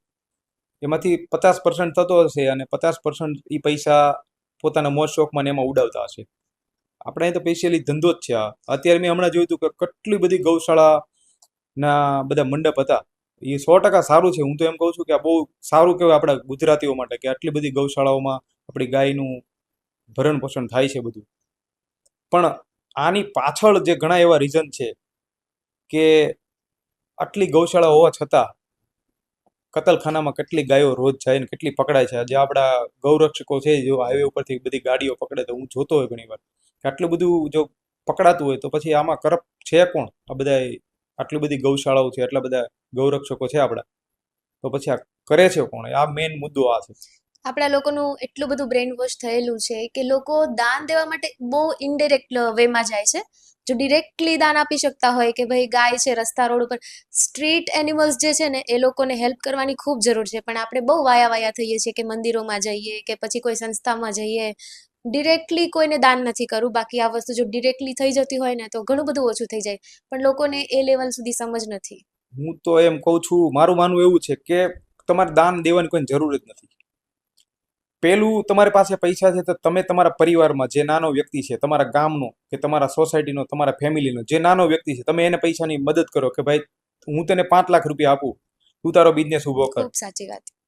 તો તું આગળ આવી જઈશ. તો આ બધું કરવાનું, દાન કરવાની જરૂર નથી. ભગવાન તો જ રાજી થાય. તમે મંદિરોમાં દાન આપો તો કઈ એવું નથી કે તમે 5 લાખ રૂપિયા મંદિરમાં લખાવ્યા તો તમને ભગવાન 50 લાખ આપી દે કે એવું. ભગવાનને એ જરૂર જ નથી. તમે તમારા પરિવારને મદદ કરો. તમારા ફેમિલીમાં કોઈ નાનો વ્યક્તિ છે, ભાઈ ભાડું ભરતો હોય અને મોટો ભાઈ હોય એ મંદિરમાં 5 લાખ લખાઈ નાખે, તો એ ભગવાન એમાં રાજી ન થાય. ખરેખર આની પાછળ તો એવું રીઝન પણ હોય છે કે ભક્તિના નામ પર ડર હોય છે લોકોમાં કે હું આટલું દાન આપીશ તો ભગવાન મને આગળ જતા મારી લાઈફ બહુ સારી કરશે. ના, હું તો કર્મમાં વધારે માનું છું. જેવું તમે કરો એવું તમે ભરો. તમે બરાબર છે. કોઈકનું 5 રૂપિયાનું ખોટું કરશો તો આજ નહીં તો કાલ તમારું 20 રૂપિયાનું ખોટું થાય. એટલે કર્મ હારા કરો. તમે કૂતરાને પથ્થર મારો, તમે નો ખવડાવો રોટલો તો કાંઈ નહીં, પણ કૂતરાને પથ્થર ન મારો તો એ તમારું કર્મ સારું જ છે. ભલે તમે નથી ખવડાવ્યું, તમે ગાયને રોટલો ન આપો, પણ તમારા બાવણામાં આવેલી ગાયને તમે 2 લાકડીના સપાટા મારો, એ ખોટું છે. બરાબર છે. તો ત્યાંની મોંઘવારીનું લેવલ કેવું છે? જ્યારે હું 2023માં ગયા અમે ત્યારે મોંઘવારીનું લેવલ થોડું ઓછું હતું. ત્યારે બહુ મોંઘવારી નહોતું. ત્યારે એમ થતું કે યુકેમાં આપણે પ્રગતિ કરીને આપણે આગળ વહી જશું ઘણા એમ. પણ હાલ યુકેમાં એટલી મોંઘવારી આવી ગઈ છે કે ત્યાંનો એક રૂલ્સ છે કે દર વર્ષે 1 પાઉન્ડનો નેશનલ વેજ વધે. એટલે બધાની સેલરી 1 પાઉન્ડ વધી જાય પર અવર્સના હિસાબે. કે કોઈકની 12 હોય તો નેશનલ વેજ તમને અત્યારે 12 ને 21 છે. તો 12-21 નીચે તમને કોઈ પૈસા ના આપી શકે. 12-21 તો તમને આપવા જ પડે. પછી તમે 15 આપો, 17 આપો, 20 આપો, એ તમારી કંપનીના અને તમારી આવડતના હિસાબે છે. પણ 12-21 નોર્મલ પે તમને આપવો પડે. આ યુકેનો એક રૂલ છે. એટલે કે નાનામાં નાનો માણસ છે, ગરીબમાં ગરીબ છે, તો એનું ભરણ પોષણ પોતે કરી શકે, બધાની સાથે લેવલમાં ઊભો રહી શકે. હવે આપણે અહીંયા ઘણી જગ્યાએ એવું જોઈએ કે અહીં શોષણ થાય. આ ડાયમંડમાં છે, એમ્બ્રોઇડરીમાં છે, કાપડ ઉદ્યોગમાં બધામાં શોષણ હોય કે ભાઈ 8,000 10,000ની સેલરીમાં એ ઘર કેમ ચલાવવું. અત્યારે 30,000 સેલરી હોય તમારી તો તમે ઈએમઆઈ આવતો હોય, ઘરનો છે, ગાડીનો છે, પેટ્રોલનો ખર્ચો, પછી આ સમાજમાં બધી આવવા જવાનો ખર્ચો. તો આમાં માણસ ડિપ્રેશનમાં આના કારણે આવી જાય કે સેલરી નથી એટલી અને એનો ખર્ચો વધી જાય છે. અને ત્યાં એવું છે કે તમને 12 પાઉન્ડથી નીચે આપી જ ના શકે. એટલે તમે તમારું ખુદનું ભરણ પોષણ તો તમે કરી શકો છો. ને મોંઘવારી યુકેમાંય છે. અહીંયા પેટ્રોલના જે આપણે ઓલું કરીએ છીએ કે ભાઈ પેટ્રોલ બહુ મોંઘું થઈ ગયું આ સરકારમાં આવ્યા પછી. તો પેટ્રોલ યુકેમાં ભારત કરતાં મોંઘું છે, પેટ્રોલ ને ડીઝલ. ત્યાં અત્યારે હાલ 155 1.55 પાઉન્ડનું લીટર પેટ્રોલ છે. એટલે 170 રૂપિયાનું લીટર પેટ્રોલ છે. જ્યારે આપણે અહીંયા 100 કે 101નું પેટ્રોલ લીટર છે. તો અહીંયા એની કમ્પેરમાં યુકે એક્સપેન્સિવ છે. ત્યાંનો પૈસો મોટો છે એટલે આપણને વધારે દેખાય છે. બાકી ઇન્ડિયા હજી હાલમાં પણ ચીપ છે. સૌથી સસ્તું હોય તો ઇન્ડિયા છે વર્લ્ડની અંદર. અને ત્યાં લોકો બિઝનેસ વધારે કરે કે પછી જોબ? તો અહીંયાની જેમ જ છે સેમ. ત્યાંના જે પ્રોપર લોકો છે, જેની પાસે પ્રોપર્ટી છે, જે લોકો કમાઈ ગયા છે, વર્ષોથી રહી છે, એ લોકો બિઝનેસમાં છે. ને બાકીના જે આપણે અહીંથી ઇન્ડિયન ગયા છે એ લોકો તો બધા પછી જોબ જ કરવી પડે. રેસ્ટોરન્ટમાં છે કે વેરહાઉસમાં છે કે પછી જેને ઇંગ્લિશનો અભાવ છે, જેને ઇંગ્લિશ નથી જ આવડતું, તો એ લોકો બધા પછી જેની પાસે જોબ નથી તો એક ઓપોર્ચ્યુનિટી છે કે ડિલિવરી. જે આપણે અહીં સ્વિગી ઝોમેટોમાં ડિલિવરી કરીએ છીએ એમ ત્યાં લોકો આપણા ગુજરાતીઓ છે, પંજાબીઓ છે, આ લોકો પાસે એક ડિલિવરીનો આખો ડિપાર્ટમેન્ટ જ છે. ત્યાંના બ્રિટિશ કોઈ ડિલિવરી નથી કરતા. આ બધું ડિલિવરીનો ડિપાર્ટમેન્ટ આપણે એશિયન લોકો પાસે છે. ઓકે. અને સોશિયલ મીડિયા પર ઘણી વખત એવું વચ્ચે આવેલું છે કે આપણા ઇન્ડિયન્સ, ખાસ કરીને ગુજરાતીઓ, ત્યાં ફૂડ સ્ટોલ ચાલુ કરેલા છે, જેમ કે અહીંયા કરેલા હોય એ રીતે. આપણા ઇન્ડિયન્સ છે એમાં ખાસ કરીને ગુજરાતીના એક આપણા લોહીમાં જ લખેલું છે કે બિઝનેસ કરો. ધંધો નાનો હોય કે મોટો હોય પણ આપણો ધંધો. આપણે અહીંયા લોકો નોકરી કરે છે તો આપણે પહેલા એ વિચારે થોડા ઘણા પૈસા આવે તો હું નોકરી છોડીને હું બિઝનેસ કરું. ત્યાં લોકો એ જ વિચારે છે. અને ત્યાં આપણા ગુજરાતીઓ ઘણા એવા બિઝનેસો છે જેમાં બહુ આગળ છે. જેમાં તમને કહું ને કે હાલમાં મારા બધા 2-3 ફ્રેન્ડ છે, એ લોકોએ સારો એવો સ્ટોલ નાખે, મોટી મોટી શોપ કરી છે કે આલુપુરી છે, વડાપાવની શોપ છે, નાસ્તાની શોપ છે. અને એ બહુ સારી રીતે ચલાવે છે અને બહુ સારા એવા પૈસાઓ કમાય છે. તો ત્યાં ખાવા માટે આપણા લોકો જ જાય કે ત્યાંના લોકો બી આવે ટેસ્ટ કરવા માટે? પહેલા એવું હતું કે આપણે શોપ કરી આપણા એરિયામાં એટલે આપણા લોકો જ આવશે. પણ જેમ જેમ ટાઈમ જતો રહ્યો તેમ કેવું કે તમારી સાથે કોઈ ત્યાંના બ્રિટિશ જોબ કરતા હોય, તમે એને ટેસ્ટ કરાવો તો એને પસંદ આવી જાય. તો મારા ફ્રેન્ડ છે ઘણા, એને હું મારી ઘરેથી લોચો ને એવું બનાવીને લઈ જતો પહેલા. તો હું એને લોચો ને એવું ખવડાવતો, એ લોકોને મજા આવે. કોઈક મારા 2-3 ફ્રેન્ડ એવા હતા પહેલા કે એને મેં દાબેલી ખવડાવી હતી, તો એ લોકો હજી એમ જ કહે કે તું દાબેલી લાવજે મારા માટે, દાબેલી લાવજે. તો એ કેવું કે હવે એક ઓલું થઈ ગયું કે બ્રિટિશરોને આપણો ટેસ્ટ મજા આવવા માંડી. પણ એ લોકો સ્પાઇસી નથી ખાતા એટલે એ લોકોને આપણે એ પ્રમાણમાં બનાવીને આપીએ. તો ત્યાંના રેસ્ટોરન્ટમાં પણ નિયમો હશે ને એવા કે આટલું સ્પાઇસી બનાવવું નહીં? ત્યાં કેવું છે, ફૂડ સેફ્ટીને પહેલું પ્રાધાન્ય આપવામાં આવે કે હાઇજીન છે, તમારા હાથમાં ગ્લોવ્સ પહેરેલા હોવા જોઈએ, તમારા માથામાં કેપ પહેરેલી હોવી જોઈએ તમે અમુક વસ્તુ બનાવતા હોય ત્યારે.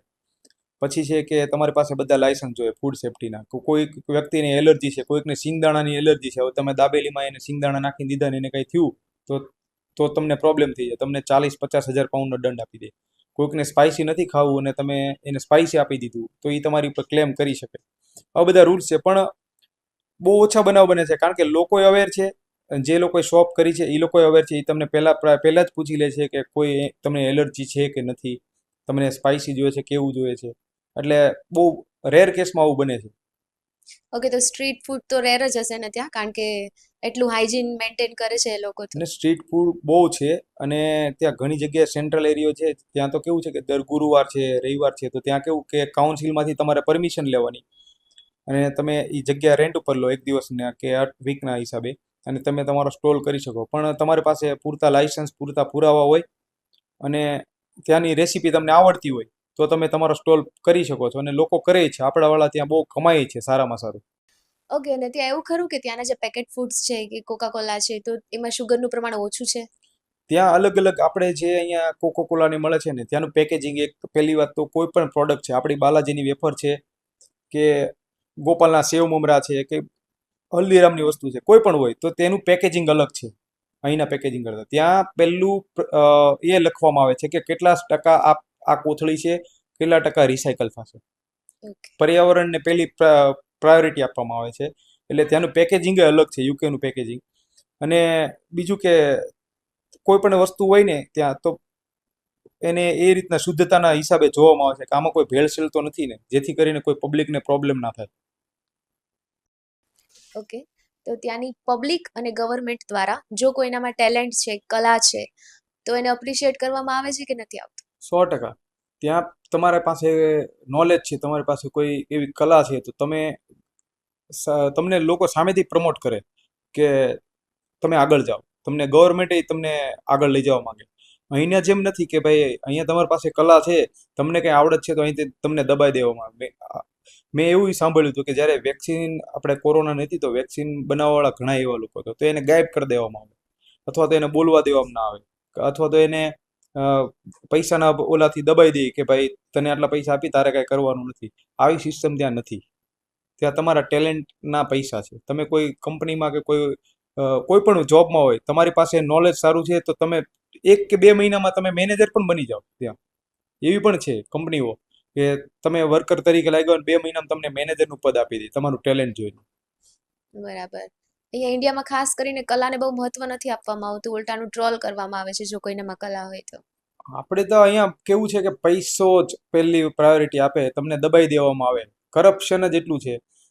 આમ આમ નહીં તો આમ તમને ઓલું કરી દેવામાં આવે. તમે તમારું નોલેજ છે, તો નોલેજ આરે કઈ લેવા દેવું નથી. અહીં લાગવર્ક સિસ્ટમ છે. અને એ ઈર્ષ્યા ભાવ પણ બહુ છે લોકોમાં. કોઈ વ્યક્તિ આગળ વધતું હોય તો એને નીચે લાવવા માટે ઘણા બધા એવા અ, ઈ તો અપનાવવામાં આવે આપણા રસ્તાઓ. પરિવારમાંથી સ્ટાર્ટ થાય હમ. ઈર્ષ્યાભાવ તો. કે આપણે 3 ભાઈ હોય, એક ભાઈ કુટુંબમાં આગળ વધતો હોય, તો બીજા ભાઈને કે એના પરિવારને દુઃખ થતું હોય કે આણે અમારું કરી નાખ્યું એટલે આગળ વધી ગયો. આવું સિસ્ટમ ત્યાં નથી. ત્યાં તમારું ટેલેન્ટ છે તો તમે આગળ છો. હું પહેલા એવી જ જોબ કરતો હતો કે જેમાં હાવ મજૂરી જ કરવાની આવતી. હું બ્રેડ ફેક્ટરીમાં ગયો જ્યારે મારી પાસે જોબ સ્ટાર્ટની હતી ને ત્યારે. તો ત્યાં તમને જેમ ગધેડાની જેમ આપણને કામ કરાવે. પછી મને એમ થયું કે આ તો આપણા કામની જોબ જ નથી. આવું કરવા રહીશું તો આપણે અહીંયા રહી જ નહીં શકીએ. પછી જ્યારે હું ફોટોગ્રાફી ફિલ્ડમાં લાગ્યો, તો ત્યાં હું બ્રિટિશ સાથે ફોટોગ્રાફી કરતો. હાલમાં હું એવા બ્રિટિશ સાથે ફોટોગ્રાફી કરું છું. તો એ લોકો આ મારા ટેલેન્ટને જોવે છે. ભલે મને ઇંગ્લિશનો અભાવ છે, એ લોકોને જેટલું મને ઇંગ્લિશ નથી આવડતું, પણ એ લોકો મારું ટેલેન્ટ જોવે છે કે ઇંગ્લિશ ઇઝ નોટ મેટર. એક ભાષા જ છે, એક લેંગ્વેજ છે. તારું ટેલેન્ટ છે એટલે તું અહીંયા મારી સાથે કામ કરે છે. અહીંયા તો માતૃભાષાને તો બહુ જ ઇજ્જત ઓછી છે. અત્યારે તો હાલ એવું જ છે કે જરૂરી છે કે ઇંગ્લિશ શીખવું, પણ કોઈ પોતાના ઓથેન્ટિક ટોનમાં બોલે છે તો એમની તો બહુ જ બદનામી કરી દેવામાં આવે છે. જ્ઞાન નથી જોવામાં આવતું એમ. આપણો સમાજ જ એક પેલું કેવું, સમાજમાં એવા 5 દૂષણ હોય જ કે જે આખા સમાજને ઊંધા ચકડીએ ચડાવવાવાળા હોય. એના કારણે આ બધું થાય છે. ત્યાં કેવું છે કે નોલેજ, તમારી પાસે નોલેજ છે તો તમે આગળ છો. મને આવડત છે તો હું આગળ છું. મારી વાઈફ છે અત્યારે, તો એ એક સારી એવી કંપનીમાં ટીમ લીડર તરીકે છે અત્યારે. તો એનું રીઝન છે કે એનામાં આવડત છે, એનામાં કુશળતા છે કે ભાઈ હું આ કરી શકીશ, આઈ એમ ધ બેસ્ટ. એટલે અને ત્યાં એવું નથી કે ભાઈ તમને નથી આવડતું તો તમને એવું નથી, તમને શીખવાડવામાં આવે છે. કોઈ પણ કંપનીમાં તમે જોબે જાઓ, તમને આવડે જ છે, છતાં પણ તમને 5 દિવસની કે 3 દિવસની ટ્રેનિંગ આપવામાં આવે છે. તમને એ આવડે જ છે કે હું આ કરું જ છું, તો એ ટ્રેનિંગ તમારે પાસ કરવાની. તમારે ટ્રેનિંગ પાસ થયા પછી જ તમે એમાં જોબે લાગી શકો. અને એ ટ્રેનિંગ તમને આપે તો એનો તમને પે આપવામાં જ આવે છે. ટ્રેનિંગના સમયનું પણ તમને હા, પેમેન્ટ આપી દેવામાં આવે. પૈસા તો તમને 1 મિનિટ કામ કરાવે કોઈ પણ કંપનીમાં, તો તમને પૈસા આપવા જ પડે છે ત્યાં. બરાબર. અને વર્કલોડ કેવો રહે છે? વર્કલોડમાં તો એવું છે કે અલગ અલગ બધી કંપનીઓ છે, અલગ અલગ તમારા કામ પ્રમાણે તમે કામ કરતા હોય, પણ 40 કલાકનો રૂલ્સ છે ગવર્મેન્ટનો કે તમે 40 કલાકથી વધારે કામ ના કરી શકો. જો કોઈ કંપની કોઈ રેસ્ટોરન્ટ તમને વધારે આપતું હોય તો એને ઓવર ટાઈમમાં કે એ રીતના કન્વર્ટ કરીને તમને પે કરવામાં આવે. અને ઘણી કંપનીઓ એવી છે, જેમ કે હું મારી કંપનીમાં જોબ કરું છું તો ઓવર ટાઈમના મને દોઢ પે આપવામાં આવે. હમ. અમુક ટાઈમે તમને ડબલ પે આપવામાં આવે. જેમ ક્રિસમસ ટાઈમ હતો તો તમને ડબલ પે આપે, કે 2 કલાક ઓવર ટાઈમ છે તો તમને 4 કલાકના પૈસા આપે. પણ પેમેન્ટ તમને કરવું જ પડે. 5 મિનિટ વધારે કરો તો 5 મિનિટનું પેમેન્ટ તમને કરવું પડે, અને 5 મિનિટ ઓછી કરો તો એ પૈસા કપાઈ જાય તમારા. બરાબર. અને રજાઓ કેટલી મળે? મોસ્ટ ઓફલી બધી જ યુકેના એઝ પર રૂલ્સ તમને કોઈ પણ જગ્યાએ તમે એનઆઈની જોબ કરતા હોય એટલે તમને વર્ષની 28 ડેની તમને પેડ હોલિડે આપે, કે એ તમને પેમેન્ટ કરવું પડે એને. પછી સિક લીવ છે, તમને ઇમરજન્સી લીવ મળે. ઇમરજન્સી લીવમાં તમને અમુક દિવસનો તમને પે આપી દે. અને સિક લીવ છે કે મહિનામાં તમે 1 કે 2 સિક લીવ મૂકો તો તમને એના પૈસા આપવામાં આવે, કે તમારી તબિયત ખરાબ છે તો તમને પૈસા મળી જાય. એનું એવું એ નથી કે તમને પૈસા કાપી લેવામાં આવે. ઓકે. અને અહીંયા જેવું ખરું કે ક્યારેક ખોટું આમ ડોક્ટર પાસેથી કંઈ લખાઈ દીધું અને બતાવી દીધું કે જોબની જગ્યા પર કે ગમે ત્યાં? તો એવું તો આપણા વાળા ગુજરાતી ભાઈ કરે જ છે, ત્યાંય જીપીમાં જઈને. પણ મતલબમાં ત્યાં કેવું છે કે તમે સીક મૂકી તો બીજા દિવસે તમારી મીટિંગ હોય, તો તમારે રજા પાડી તો તમને પૂછે કે શાના કારણે પાડી હતી, તો તું જીપીમાં ગયો હતો કે નહીં, તો જીપીનો તો રેકોર્ડ લાવે. અથવા તો તમે એમ કહી દો કે ભાઈ મેં આ દવા લીધી, તો તમને એ દવાના નામ પૂછે કે કેટલી ટેબ્લેટ લીધી હતી, કઈ ટેબ્લેટ લીધી હતી. અને જો તમને એમ કહો કે મને ઉલટી થઈ હતી, તો તમારે 48 કલાક સુધી તમે જોબ ના કરી શકો. અચ્છા. અને ત્યાં બાળકો માટે એજ્યુકેશન સિસ્ટમ કેવી છે? બાળકો માટે તો એજ્યુકેશન સિસ્ટમ અહીંયા કરતાં તો 100 ગણી 100% બેસ્ટ છે. કારણ કે ત્યાં બાળકને કેવું છે કે પહેલી પ્રાયોરિટી છે તમારા બાળકને તમારે જ લેવા જવાનું ને તમારે જ મૂકવા જવાનું. એના પેરેન્ટ્સ સિવાય તમને તમારું બાળકને સ્કૂલમાંથી ના આપે. બીજું કે તમે તમારા બાળકને, આપણે અહીંયા એમ કહે કે જ્યાં દૂધની કોથળી લઈ આવ દુકાનેથી, તો ત્યાં તમે તમારા બાળકને એકલું ના મોકલી શકો. 12 વર્ષનું જ્યાં સુધી બાળક ના થાય ત્યાં સુધી તમે એને એકલું મૂકો, અને પોલીસ જોઈ જાય તો એને ઊભું રાખીને ક્વેશ્ચન પૂછે. પછી તમને બોલાવે અને તમને દંડ કરે, 100 પાઉન્ડ, 200 પાઉન્ડ કે 500 પાઉન્ડ, કે તમે તમારા બાળકને એકલું કેમ મૂક્યું. ને બીજું કે ત્યાં એક એવો રૂલ્સ છે કે 18 થી 25 વર્ષના કોઈ પણ છોકરો કે છોકરી હોય તો એને કોઈ પણ શોપમાંથી આલ્કોહોલ વાળી વસ્તુ અને સિગરેટ તમને આપવામાં આવતી નથી કોઈ પણ શોપમાંથી. અને ચપ્પુ ત્યાં ઓલ યુકેમાં બેન છે. ઓકે. કે ચપ્પુ તમારે જોતું હોય તો તમારે ઓનલાઈન મંગાવવું પડે, અને એમાંય તમારે તમારું વિડીયો વેરિફિકેશન કરવું પડે, આઈડી આપવી પડે. ત્યાં સુધી તમને ચપ્પુ આપવામાં આવતું નથી. એટલે કિચન માટે જોઈતું હોય તો ઓનલાઈન તમારે મંગાવવાનું. ઓકે. એના કારણે ક્રાઇમ ઓછા થાય. હવે મેં કીધું એમ કે અમને હમણાં 2 દિવસ પહેલા જ જેણે પેલું ચપ્પુ બતાવી દીધું 17 વર્ષના છોકરાએ, તો આ બાબત ત્યાં ના થઈ શકે, પોસિબલ જ નથી ત્યાં. અહીંયા એવી માન્યતા છે આપણા સમાજમાં કે બહારના લોકોમાં સભ્યતા નથી, સંસ્કૃતિ નથી અને લાગણીઓ નથી. એ લોકો પોતાના પરિવારને સમય નથી આપતા. એ સાચું છે કે? ના, એ તદ્દન ખોટી વાત છે.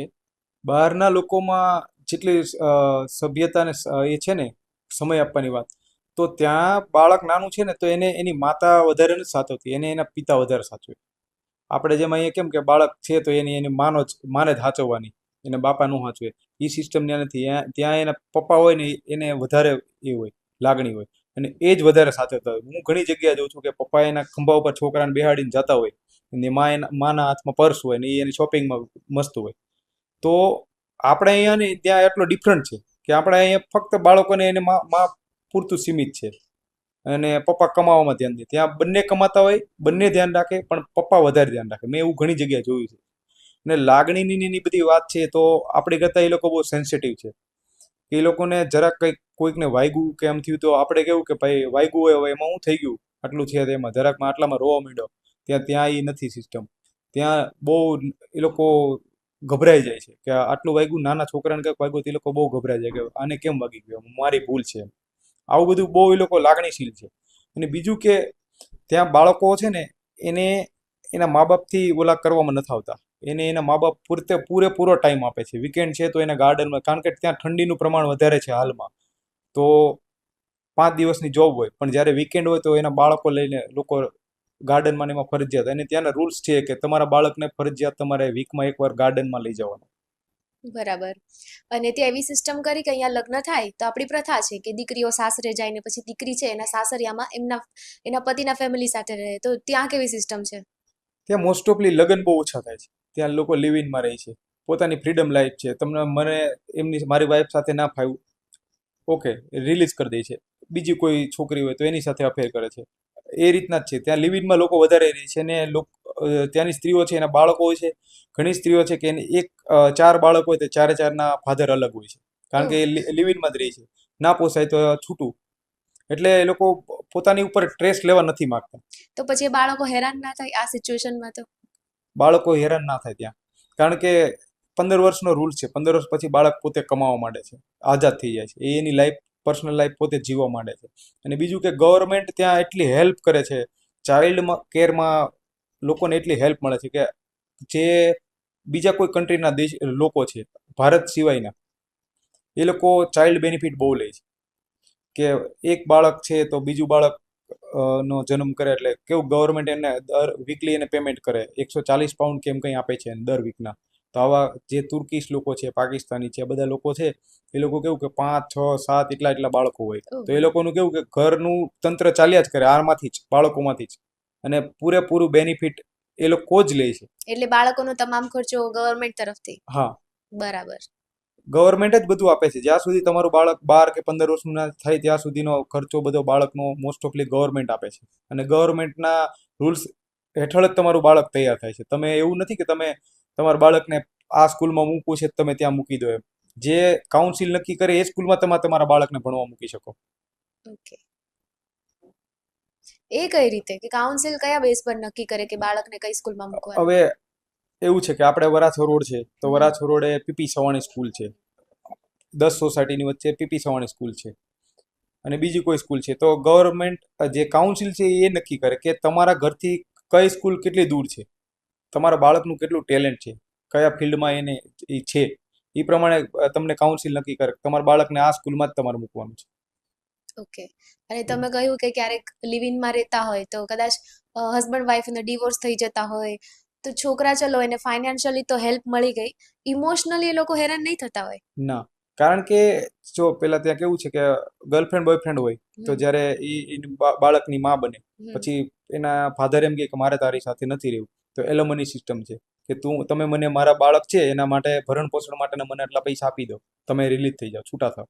એટલે એ આપી દે છે એને પૈસા એ રીતના, અને એ છૂટા થઈ જાય છે. પછી એની જે માં છે એને મોટો કરે છે. એની પાસે ઓલરેડી ફાઇનાન્શિયલ કન્ડિશન તો છે જ, કમ્પ્લીટ જ. એટલે બાળકને કોઈ બીજો પ્રોબ્લેમ આવતો જ નથી. રાઈટ છે, પૈસા હોય તો ટાઈમ પણ આપી શકે. હા, બસ એમ. ને 15 વર્ષ સુધી છે. 15 વર્ષ પછી તો એમ પણ એ બાળક આઝાદ થઈ જ જવાનો છે, એની રીતે કામ કરતો. અને ત્યારે એક મેં બહુ સારું ત્યાં એક મને વાત ગમી કે બાળક 15 વર્ષનું થઈ ગયું ને એટલે એના મા બાપ જ એને એમ કહી દે કે હવે હું તને પોકેટ મની નહીં આપું, હવે તું તારો ખર્ચો પોતે કમાઈને પોતે વાપર, હું તને નહીં આપું. અને નથી આપતા ત્યાં. એટલે બાળક નાનપણથી જ એ રીતના ઘડાઈ જાય છે કે મારે હવે જોબ જ કરવી પડશે મારા પૈસા વાપરવા માટે. એટલે ભણવા સાથે જોબ કરે છે. અને ગવર્મેન્ટનો રૂલ્સ છે કે કોઈ સ્ટુડન્ટ છે ત્યાંનો, એ કોઈ કંપનીમાં અપ્લાય કરે છે તો કંપનીએ એને પહેલું પ્રાધાન્ય આપવાનું.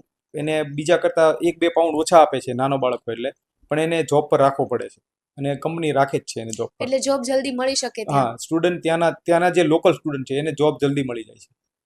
અને આપણે અહીંયા 30 વર્ષે પણ લોકો જોબ શોધતા જ હોય છે. આપણે તો લાગવગ સિસ્ટમ છે એટલે એ થવાનું જ નથી. કારણ કે જેની પાસે કાબિલિયત છે ને એની પાસે નોકરી નથી, જેની પાસે નોકરી છે એની પાસે કાબિલિયત નથી. તો ત્યાં એવું કશું થાય કે નોકરી કે પછી કોઈ એજ્યુકેશનમાં જ કશે એડમિશન લેવું છે તો રિશ્વતથી મળી શકે? ભલામણ સિસ્ટમ ત્યાં છે નહીં. તમારામાં નોલેજ છે, તમારામાં પાવર છે તો તમે આગળ જાઓ. બાકી તમે કોઈના કહેવાથી થતું નથી કે આ સાહેબનો છોકરો છે કે આ સાહેબની ઓળખાણ છે. એ સિસ્ટમ ત્યાં નથી. તો બેરોજગારી તો બિલકુલ નહીં હોય ને ત્યાં? બેરોજગારી ત્યાંય છે, ત્યાંય લોકો હોમલેસ છે. પણ ત્યાં કેવા છે કે આપણે જેમ અહીંયા રોડ પર બધા ભીખ માંગે છે એવી રીતે ભીખ નથી માંગતા. ત્યાં કલાને પ્રાધાન્ય છે કે તમે તમારી કલા બતાવો, તમારામાં કંઈક આવડત છે તમે બતાવો તો પૈસા લોકો આપે છે. અને જે લોકોના કોઈકના હાથ પગ ને એવું નથી, જે અબોલ છે કે ભાળી શકતા નથી, તો એને ગવર્મેન્ટ બેનિફિટ આપે છે. ગવર્મેન્ટ એને, જેમ અહીંથી આપણા લોકો ગયા છે બધા કેર હોમમાં, તો એ જ કરવા ગયા છે કે જે લોકો મોટી એજના છે કે હાલી ચાલી શકતા નથી, તો એને એની સેવા માટે જ આ ગવર્મેન્ટ આપણને હાયર કર્યા છે ઇન્ડિયાથી, જે કેરોમ વિઝામાં ગયા છે. ઓકે, તો આપણે હવે યુકેના પ્લસ પોઈન્ટ તો બહુ બધા ડિસ્કસ કર્યા. હવે એવી કઈ વસ્તુ કે ગુણ ખરો જે યુકેને આપણા ઇન્ડિયન્સ પાસેથી શીખવો જોઈએ? 100%. યુકેના લોકોને ઇન્ડિયન્સ પાસેથી તો છે ને પેલા જે આપણું ફૂડ છે, ખાવાનું છે, આપણી રેસીપી શીખવા જેવી છે. કારણ કે એ લોકોએ ક્યારેય દાળ ભાત ને એવું તો જોયું જ નથી લગભગ. એ લોકો તો એના બ્રેકફાસ્ટમાં ને એમાં જ રેડી છે, બધા તૈયાર છે. બર્ગર ને એવું બધું જ ખાય છે. તો એને આપણી જે વેજ આઈટમો છે બધી, તો એને ટેસ્ટ હકીકત કરવી જોઈએ. અને ઘણા લોકો છે કે જે આવું શીખે પણ છે ત્યાંના લોકો. પણ એમના ટેસ્ટના વાઇઝ હા, એ લોકો સ્પાઇસી ને એવું નથી ખાતા, ઓઇલી ને એવું નથી ખાતા, તો એ લોકો ના ખાય. પણ એને આપણી ઘણી રેસીપી છે કે જે શીખવા જેવી છે એને. તો યુકેને ખાસ કરીને યુકેના જે બ્રિટિશરો છે ને એને આપણી પાસેથી આ બધું શીખવા જેવું તો છે જ. શીખવી પણ દેશે આપણા ગુજરાતીઓ, સો કારણ કે ટકા આટલા બધા પ્રમાણમાં જો છે. એ લોકોને આપણા રેસ્ટોરન્ટ, ગુજરાતી રેસ્ટોરન્ટ છે એમાં વડાપાવ ને એવું ખાતા જો આપણે એને કરી દીધા હોય, એ લોકોને નહોતી ખબર કે આ પાવની અંદર વડું નાખે તો વડાપાવ થઈ જાય ને એવું બધું. આપણે એને જો એ શીખવાડી દીધું હોય તો આ એ શીખવાડી દઈશું એને. ક્યારે એવું બન્યું કે કોઈ ગુજરાતીઓએ પાન માવા જેવી વસ્તુ એ લોકોને ટેસ્ટ કરાવી હોય? 100% ખાય છે. બ્રિટિશરો પાન ખાય છે ને. અચ્છા, એમને પાન ખાતા કરી હા, દીધા? પાન ખાતા કરી દીધા બધાને. અચ્છા, એટલે આપણે જે માવાનું જે વ્યસન મૂકી દેવું જોઈએ એ લોકો પાસેથી જોઈને ઉલટાનું આપણે એને શીખવીને આવે છે. હા, એવું ઘણી છે. ઘણા લોકો છે અને ઘણા લોકો વિડીયો બનાવે છે કે મેં આ વ્યક્તિને મેં માવો ખવડાવ્યો અને મજા આવી. એ લોકોને એક અલગ એ લોકોને એવું થાય છે કે આ એક કોઈ જાતનો મુખવાસ છે કે આ છે તે ટોબેકો નાખીને. કારણ કે એ લોકો ત્યાં એવો વ્યસન કરે જ છે. પણ આપણે આ જે વ્યસન આપણે હકીકત મૂકી દેવું જોઈએ ને, એ આપણે એને શીખવાડીને એને પ્રાધાન્ય આપી દઈએ કે ભાઈ તું થૂક અહીંયા, અમે તું કે છે તો. એટલે થોડા ઘણા વર્ષોમાં આવું જોવા તો મળશે. 100%. યુકે લોકો એમ કહે છે, મને તો બહુ નથી ખબર, પણ જ્યાં મારા ફ્રેન્ડ છે જે લોકો 15 વર્ષથી રહી છે, એ લોકો એમ કહે છે કે છેલ્લા 5 વર્ષમાં યુકેમાં જેમ મોંઘવારી વધી એમ ગંદકી પણ વધી. કારણ કે આપણે ઇન્ડિયન એશિયન કલ્ચર જ વધારે આવ્યું અને એ લોકોએ ગંદકી પણ એટલી જ કરી છે. યુકે આવું હતું જ નહીં પહેલા. યુકે પાસેથી આપણે શું શું શીખવું જોઈએ? યુકે પાસેથી તો પહેલા તો તમને કહું કે પહેલા તો જે ટ્રાફિકના રૂલ્સ છે એ 100% શીખવા જોઈએ. કારણ કે આપણા લીધે કોઈ બીજો હેરાન થાય એવું ના થવું જોઈએ. અને બીજું કે ત્યાં છે ને એક હોર્ન વગાડવાની સિસ્ટમ નથી. તમે બાઇક લઈને જાઓ છો કે કાર લઈને જાઓ છો, ત્યાં કોઈ હોર્ન વગાડતું જ નથી. હોર્ન વગાડો મીન્સ કે તમને ગાળ દીધી. ત્યાં એવો રૂલ્સ છે કે તમે કોઈનું હોર્ન વગાડો કારણ વગરનો તો તમને એમાં સમજે કે મને આણે ગાળ દીધી. અને આપણે અહીંયા એટલું હોર્ન વગાડીને અવાજનું પ્રદૂષણ આપણે તો કરીએ. હોર્ન ને ગાળો ને સ્પેશિયલ એ તો સુરતમાં આપણે તો બધું ખબર નહીં, આ છેલ્લા આ 2 વર્ષમાં તો બહુ વધી ગયું, બહુ. અડધા કિલોમીટર જઈએ ત્યાં સુધીમાં તો એકાદી બે ગાળ અને હા, એ સંભળાય જ ગયું હોય. આપણેથી બોલાઈ જાય હા, એવું જ થાય છે. યુકે પાસેથી આપણે એવા ઘણા એવા છે જે રૂલ્સ છે એ બધા શીખવા જેવા છે. શિક્ષણ પેલું તો શીખવા જેવું છે. જે આપણા આ ડફોળ બધા શિક્ષકો જે અનામતના લાભ લઈ લઈને બેસી ગયા છે, કે 10 પાસ હોય ને સાહેબની ભલામણથી શિક્ષકો બની ગયા હોય, બોલતાય ન આવડતું એવા એવા હું વિડીયો જોતો હોય કે એને બોલતાય નથી આવડતું, એવા લોકો શિક્ષકો બની ગયા. તો એ એજ્યુકેશન તો આપણે એની પાસે શીખવું જ પડે. એક્ઝેક્ટલી. ઘણા નાના નાના બાળકો, 3 વર્ષના બાળકોને એટલું પેલું કરવામાં આવે, મારવામાં આવે છે, તને નથી આવડતું. એ હા, લોકોને બેઝિક ખબર જ નથી, નોલેજ જ નથી કે બાળકને કઈ રીતે ટ્રીટ કરવું જોઈએ. મારા ભાઈનો છોકરો છે અત્યારે હાલ અહીંયા જ છે ઈ. કારણ કે એને ગુજરાતી નહોતું આવડતું એટલે અમે એને, એ પહેલા દુબઈ રહેતો હતો, પછી હવે એને અહીંયા લાવ્યા અમે. પણ હજી પણ ઈ મને એમ જ થાય છે કે અમે અહીંયા એને લાવીને અહીંયા ભૂલ જ કરી છે અમે થોડીક ઘણી. ઈ એટલો ઇન્ટેલિજન્ટ છે, એને એટલું ઇંગ્લિશનું નોલેજ છે. ઈ 4થા કે 5મા ધોરણમાં ભણે છે, પણ એની પાસે અત્યારે ઇંગ્લિશનું નોલેજ છે કે જે મને નથી આવડતું, મને નથી ખબર પડતી એટલું એને ઇંગ્લિશ આવડે છે. તેનું રીઝન છે કે ઈ આઉટ ઓફ કન્ટ્રીમાં ઈ ત્યાં એને સ્ટડી કરી એના કારણે ઈ એટલો આગળ છે. અને ત્યાંના સિનિયર સિટીઝન્સ માટે શું ફાયદાઓ છે? કે અહીંયા કેવું છે કે 50-60 વર્ષે આવે લોકો એટલે બધું મૂકી દે ને પછી છોકરા ઉપર ડિપેન્ડન્ટ હોય. તો ત્યાં કઈ રીતની સિસ્ટમ છે? ત્યાં છે ને સિનિયર સિટીઝન માટેની વાત કરું તો ત્યાં જ્યારે તમે રિટાયર્ડ થાવ એટલે ગવર્મેન્ટના બેનિફિટ મળે. કારણ કે તમે આખી લાઈફ ટેક્સ ભર્યો છે ગવર્મેન્ટને, એટલે ગવર્મેન્ટ તમને ઇઝીલી લાઈફ આપી દે કે હવે તમારે કામ નથી કરવાનું, તમે તમારી રીતે જીવો, ગવર્મેન્ટ તમને દર મહિને ચૂકવશે પેમેન્ટ.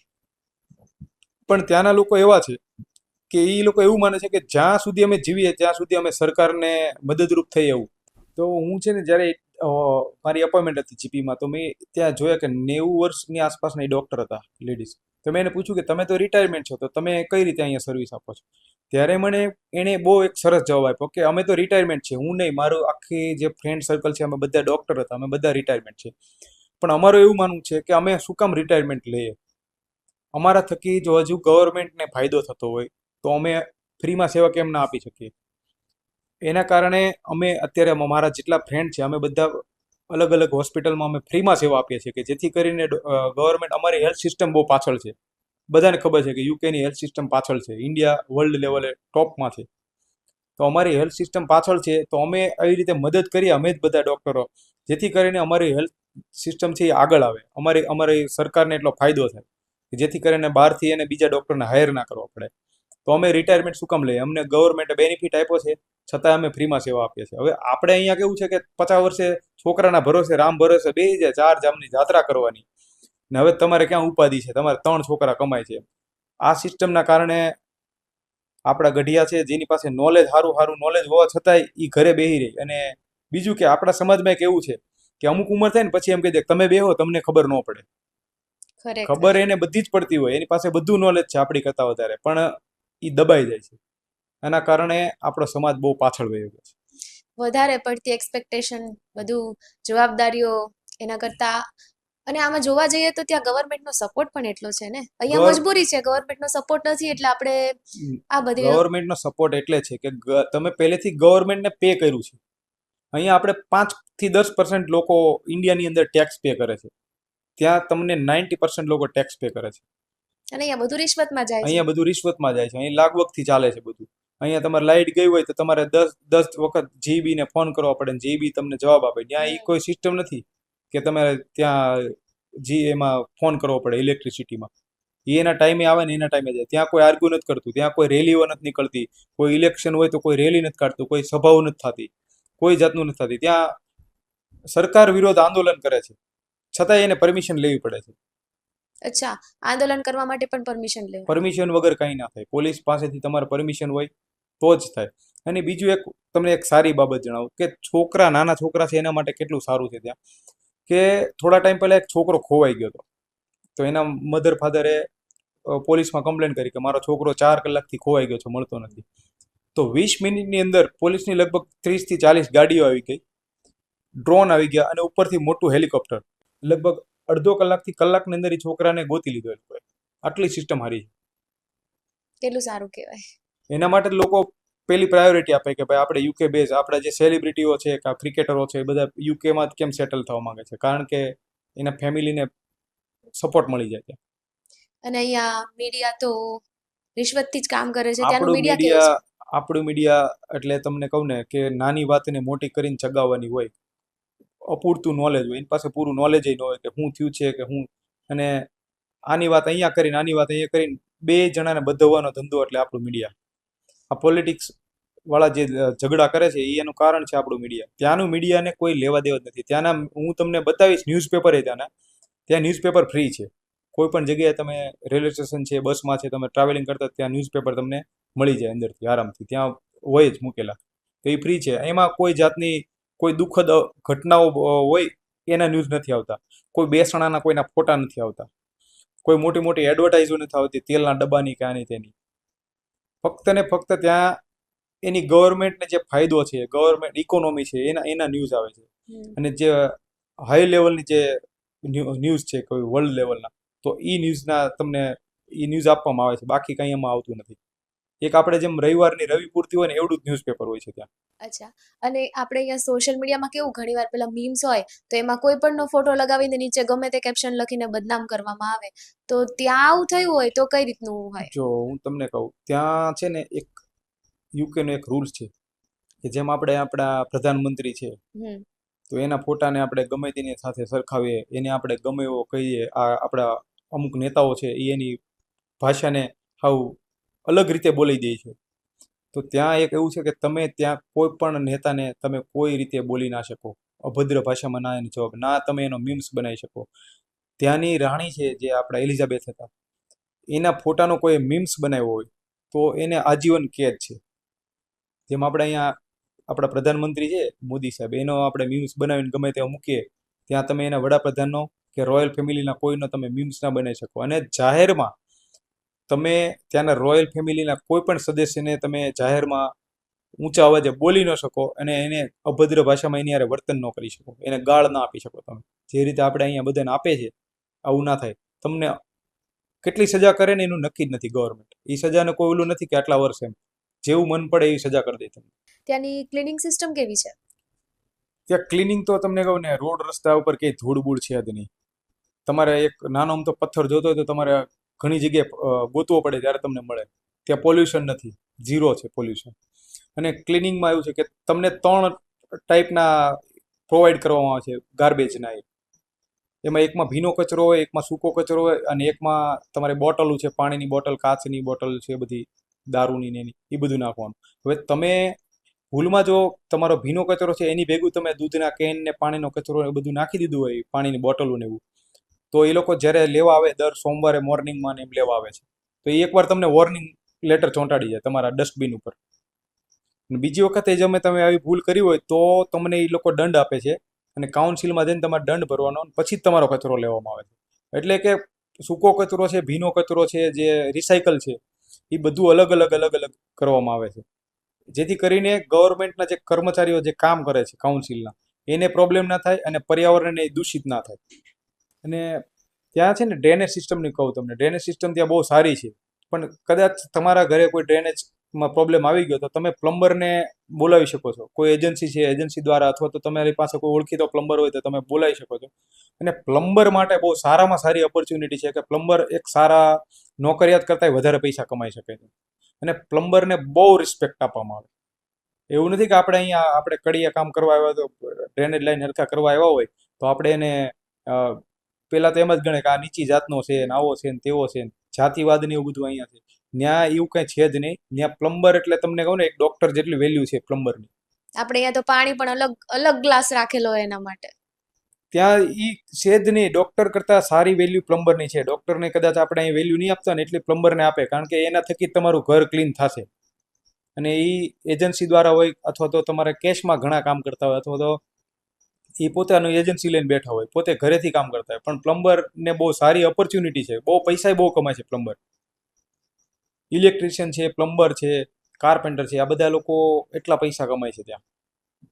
સાચી વાત છે. આપણે એવું હંમેશા કહેતા હોય કે આપણા અહીંયા ગુજરાતીઓને કે ઇન્ડિયાના લોકોને બહાર જતું રહેવું છે, અહીંયા નથી રહેવું, પણ એક વાત આની પાછળ છે કે બહાર સારું કેટલું છે. એનું કારણ છે કે રિસ્પેક્ટ. તમને બહુ રિસ્પેક્ટ આપવામાં આવે છે ત્યાં. રિસ્પેક્ટ, ઓપોર્ચ્યુનિટી, બધી બાબતે રિસ્પેક્ટ આપે. તમારી પાસે ઓપોર્ચ્યુનિટી છે સારી એવી કામ કરવાની, અને તમે 2 જણા હોય તો બંને જણા કમાતા હોય, એટલે તમારો જે પૈસાનો જે પ્રોબ્લેમ છે એ સોલ્વ થઈ જાય. અહીંયા આપણે એવું છે કે એક જ વ્યક્તિ કમાતો હોય ને 5 જણા પાછળ ખાવા વાળા હોય. ત્યાં 5 કમાતા હોય પોતાની રીતે, એટલે તમે ફાઇનાન્શિયલ કન્ડિશનમાં તમે આગળ આવી જાઓ. બાળકોનો પણ ખર્ચો નહીં. હા, કોઈનો ખર્ચો નહીં ત્યાં.